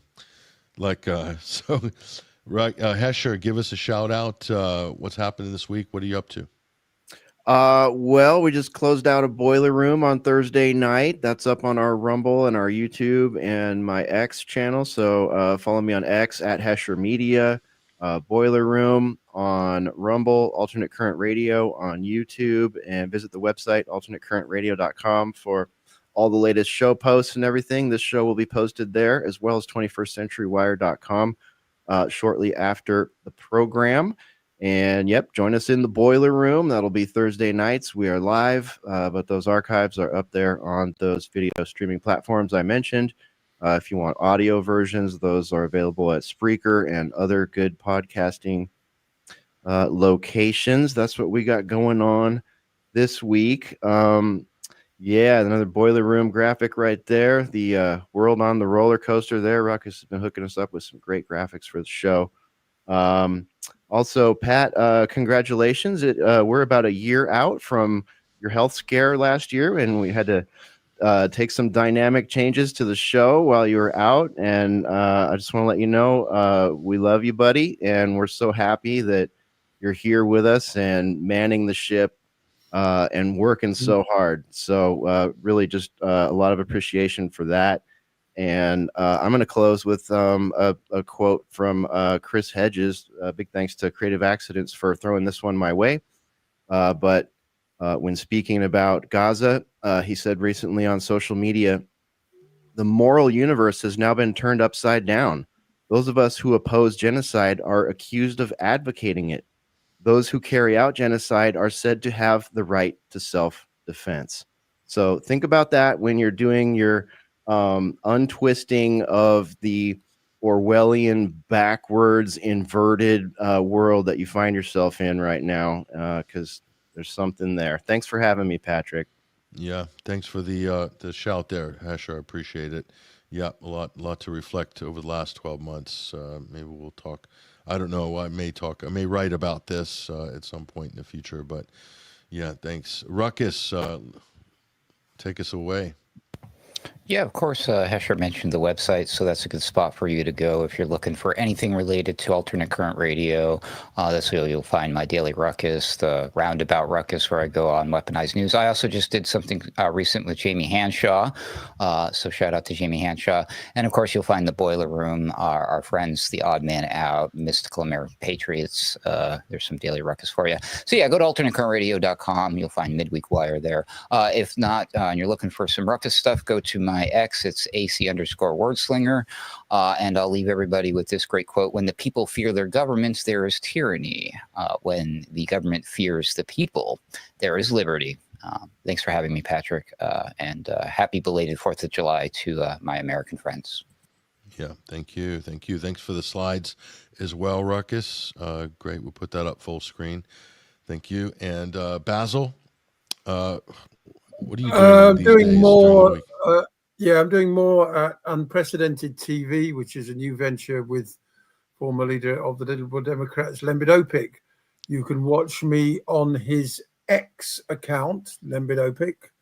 Everything goes up there. I did one show last week. I'll do a couple this week. And there's now an Unprecedented TV YouTube channel, although you'll have difficulty finding it for the time being. That will become more visible. And I'm going to start doing more there. I'm going to start doing, probably 2 or 3 spots to camera per day. So watch this space. Much more to come. Yeah, thanks. And late entry here on the Mars mission. Just throw that up on the screen. There you go. There was a spare seat. Oh, Douglas Murray, yeah. It's full. It's filled. It's filled Yeah. now. That's a full house on the way to Mars. Thank you, gentlemen. Appreciate it. It's been a great Sunday Wire. Lot to think about, lot to talk about. We'll catch up to you guys in our travels. Take care. All the best. There they go, ladies and gentlemen. That is the ACR team. Great to see Basil Valentine as well, of course, weighing in on so many important issues and stories. That's all we've got time for. Again, you can find the archives for the Sunday Wire. It's up at our website, 21stcenturywire.com. That's every Sunday, 12 till 3 Eastern time, 5 till 8, roughly, on UK time as well. Roughly the same times with the Midweek Wire, although we had it delayed till Thursday, but it was well worth it because it was a great breakdown on the Azerbaijan situation. That's the next geopolitical hotspot. Something big is about to drop in Azerbaijan. We've seen warnings from the U.S. Embassy having U.S. citizens leave, all sorts of clues like this saying something's going to happen. They have been somewhat exposed in the recent attacks on Iran. Israel's using Azerbaijan, it appears anyway, as a type of a launching pad. And perhaps the Americans are with Russia, or the Ukrainians are. We're not sure. But that's a hot spot. We broke all that down with Arnaud Devalet and Freddie Ponton. We're also going to issue a report on this tomorrow. So we're going to have a lot of content coming out in the morning, important content at 21stcenturywire.com. So look, we need your help. So support this platform. We have great shows. We have a great team. We're putting out great content. We're doing great research, good journalism at 21stcenturywire.com, essential for what's going on in the world. We've been going since late 2009, so not a flash in the pan. We have gradually and slowly, with very little resources, built this up to a pretty strong independent media platform, and we're running multiple channels. We have a Telegram channel as well as all of the other video sharing platforms. And so, yeah, we do need your help. A lot of this stuff takes tremendous resources. We have very, well, higher overhead than we did a few years ago. So we need your help just to kind of keep this thing moving and moving well. And we are doing more content, better content, and we need your help to make that happen. Donate, subscribe, and become a member. That's the best way you can support us every month there. So there's different options you can do there. So we appreciate that. And also, I just launched a Substack up here. We'll bring this full screen. Patrick Henningsen, Substack. Different type of content there. Obviously, writing, more personal. Is different sort of approach to that. So do check it out. You can also support us there with the work that we'll be doing on Substack, which will be different content than what we're putting on at 21stcenturywire.com. So again, this is all independent media and all needs your support.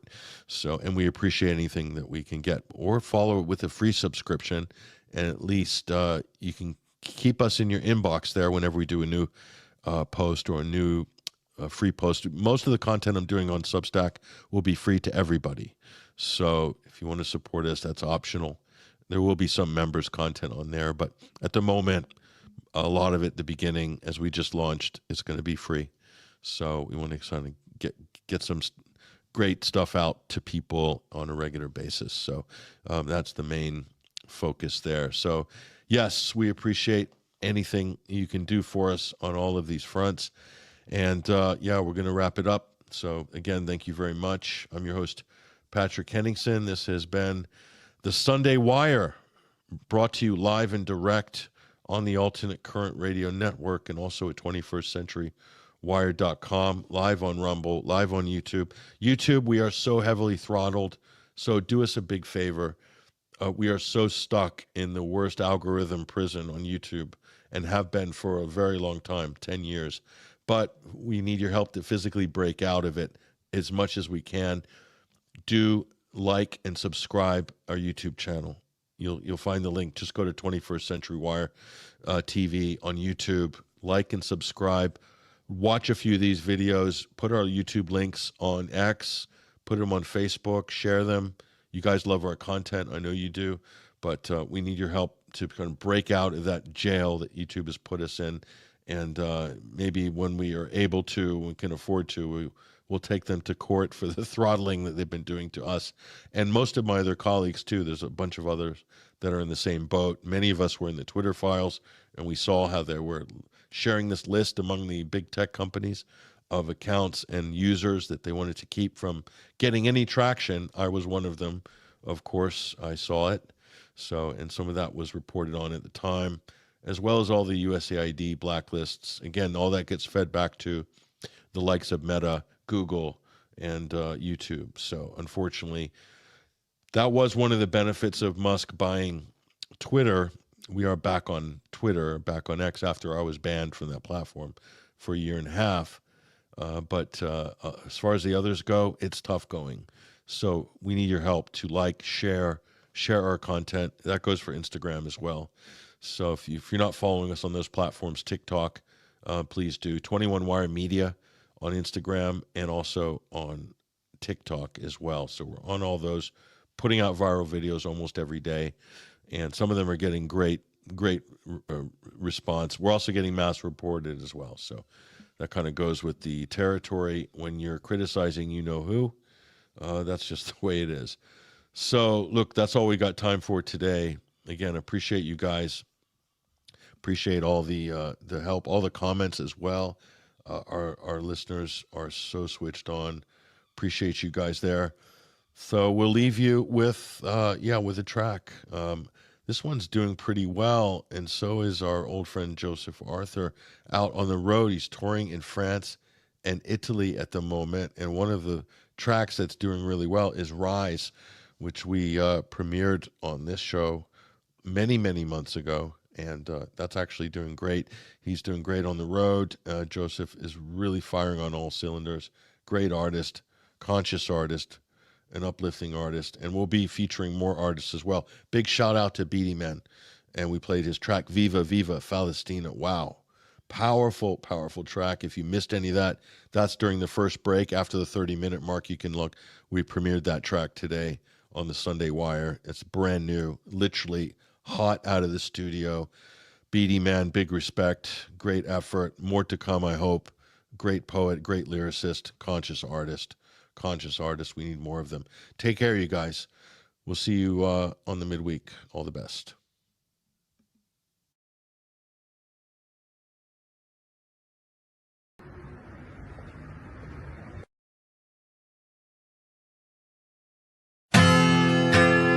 Always try to look around for a smile, 'cause maybe it'll come around, maybe it'll come around, maybe it'll come around.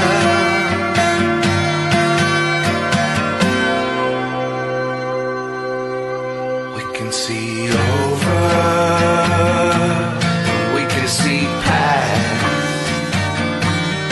we can see forever, but can we make it last? We can go under, but we can be brave, holding our hearts up, trying to find someone to save. Rise when you hear the cries, and then you make the scene. Run through the hemispheres and learn to live your dream. Rise when you hear the cries, and then you make the scene.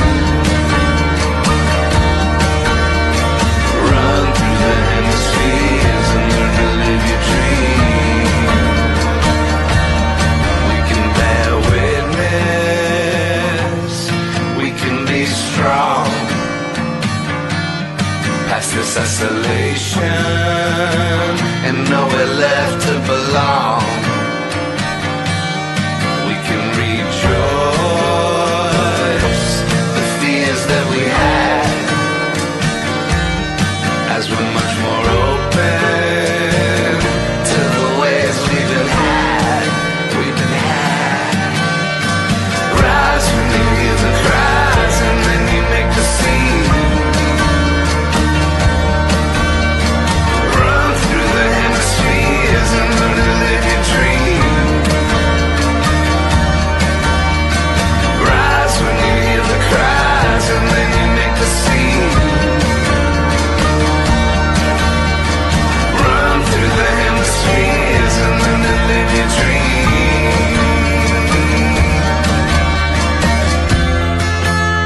Always try to look around for a smile,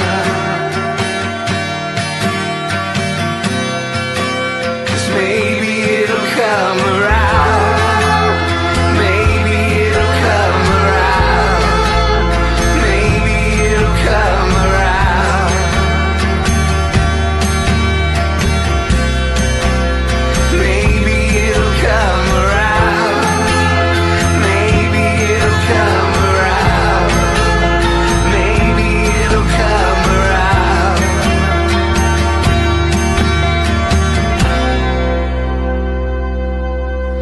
No one wants anger, no one wants pain, the way that we